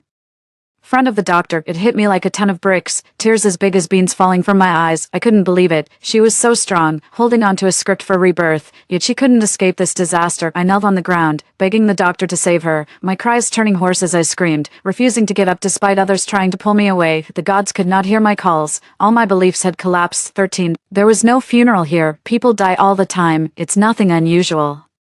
To them, they buried Tessa hastily, but I insisted on marking her grave with a wooden plaque later. Someone asked me where I was from. I don't remember what I answered. I was in a daze during that time, as if my soul had been stripped away. I kept asking the doctor, with bloodshot eyes, over and over again, about the reason for Tessa's death, about why the medicine didn't cure her illness. The answer I got was ridiculous. Medicine was useless. Oranges were what we needed. It was absurd. I laughed until my eyes were blurred with tears. He said Tessa lacked vitamin C, which led to scurvy. He said I also lacked vitamin C, but my preference for vegetable-based fast food meant I was just slightly healthier than Tessa. I couldn't believe it. How could I believe, what the hell with vitamins, that they could make a healthy living person so fragile? She was only 18, at the age of a blooming flower. She experienced death twice. How could I believe that an orange could cure Tessa? Where could I find an orange? I couldn't find any. 14. I was in a coma for several days, during which people came to question me, but I remained silent, unwilling to answer, until someone asked me what my name was. I opened my eyes. My name is Tessa. I decided to live on as Tessa, to accomplish all the things she wanted to do. She wanted to see the maple forest. I went for her. She wanted to enter politics, learn musical instruments, learn to skateboard,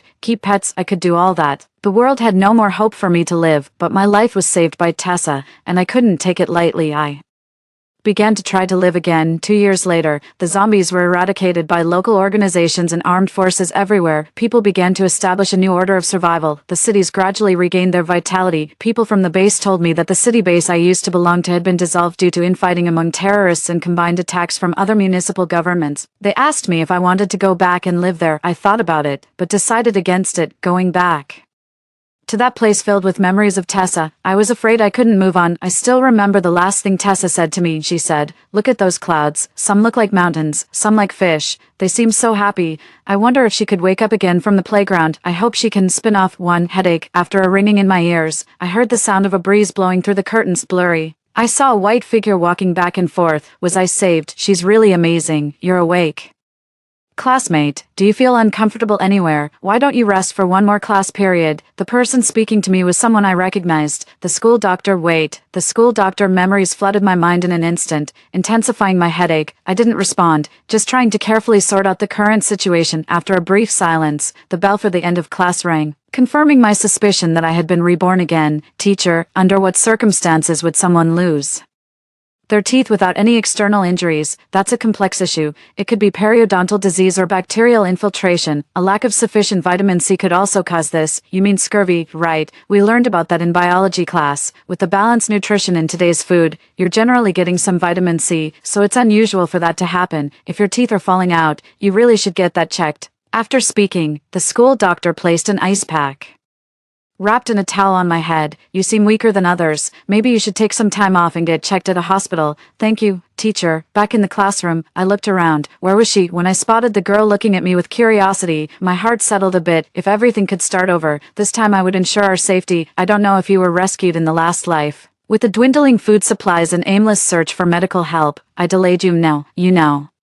Nothing yet. There is still a week left. Wait for me, too. I hurriedly informed the homeroom teacher and took leave, tirelessly preparing the house and supplies just as I had in my previous life. This time, I couldn't put her in danger again. Before the zombie outbreak, I would definitely have her stay at my house. With the experience from my previous life, I was even more prepared this time. The teacher mentioned it might be a bacterial issue or something related to vitamin C, so I stocked up on plenty of antibiotics and vitamins. As for the periodontal disease, with almost a week left, it was time to get it checked. I scheduled a comprehensive medical examination, leaving no stone unturned. Urgent, super urgent. I must get the results within 2 days. If my death is a cycle, then I hope in endless attempts at rescue, I can secure a happy ending for you. The medical report came out, and the doctor handed me the booklet but wouldn't let it go. I looked at him puzzled. His eyes conveyed deep sympathy. I tried to snatch the booklet, only seeing his fingers tightly clenching the corner until they turned white. I think I understood. Doctor, please just tell me straight. Did your family come with you? Just tell me.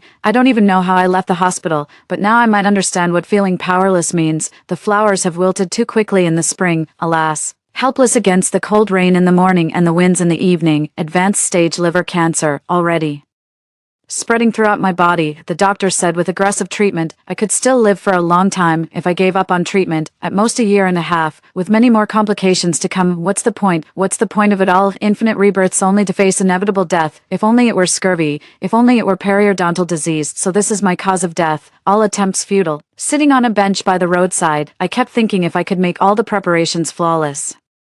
Could it be feasible to leave her alone at home? The root of everything lies in me. 3. On the last day, I invited her to my house. I explained everything in detail, including that the rescue is a hoax, to stay indoors, stock up on water, take nutritional supplements regularly, and that the zombies would begin to slow down in about a year. I can't guarantee what might happen next, but these supplies should be enough to last her a few years. After saying all this, I was ready to leave this home. She asked where I was going, and I told her I had my own safe house and that she shouldn't worry. Taking one last look at her, I reminisced about the place filled with the essence of our life together. As dawn broke, I knocked on the door of apartment 1401 below her place. A man answered the door. He gave me a sleazy once-over with a lecherous grin, fixated on my chest for a couple of seconds, twisted his mouth into an even wider smile, and with his beard bristling like a sausage's ends, he smacked his lips and said, "Little sister, what brings you here? Are your parents not home? Why don't you come in and stay for a while?" His voice was sharp and hoarse. I remembered she had once sought my help, telling me about some neighbors who were stealing supplies and had tried to break into her apartment. According to her, the victims of the theft in her building lived in apartment 1402, and those who had stolen from them were from 1401. I wasn't sure if the same people from 1401 were the ones who Tried to break in later, but any hidden threat needed to be eliminated. I stepped closer to the middle of the doorway, revealing the sharp boning knife hidden behind the door. The dim light failed to reflect the terror in his trembling eyes. The death knell had sounded, blood splattered on my face, and after wiping it off casually, I checked the time. There were less than 5 minutes left until the first scream from below. I slowly walked downstairs and sat by the fountain in the courtyard, quietly waiting until I saw a bizarre figure approaching me. I smiled bitterly. It turned out to be me. My soul floated in the sky, and this time, there was no rebirth. I finally understood that becoming a zombie meant no more rebirths. It was over. In this game of life, I was ultimately a loser. In the following years, I drifted daily by her bedside, watching her idly pass the days, amusing herself with her still healthy complexion. Several times I wanted to reach out and smooth her furrowed brow, but my transparent arm lifted and then fell back down. Maybe there were regrets. As long as you are well, that is enough.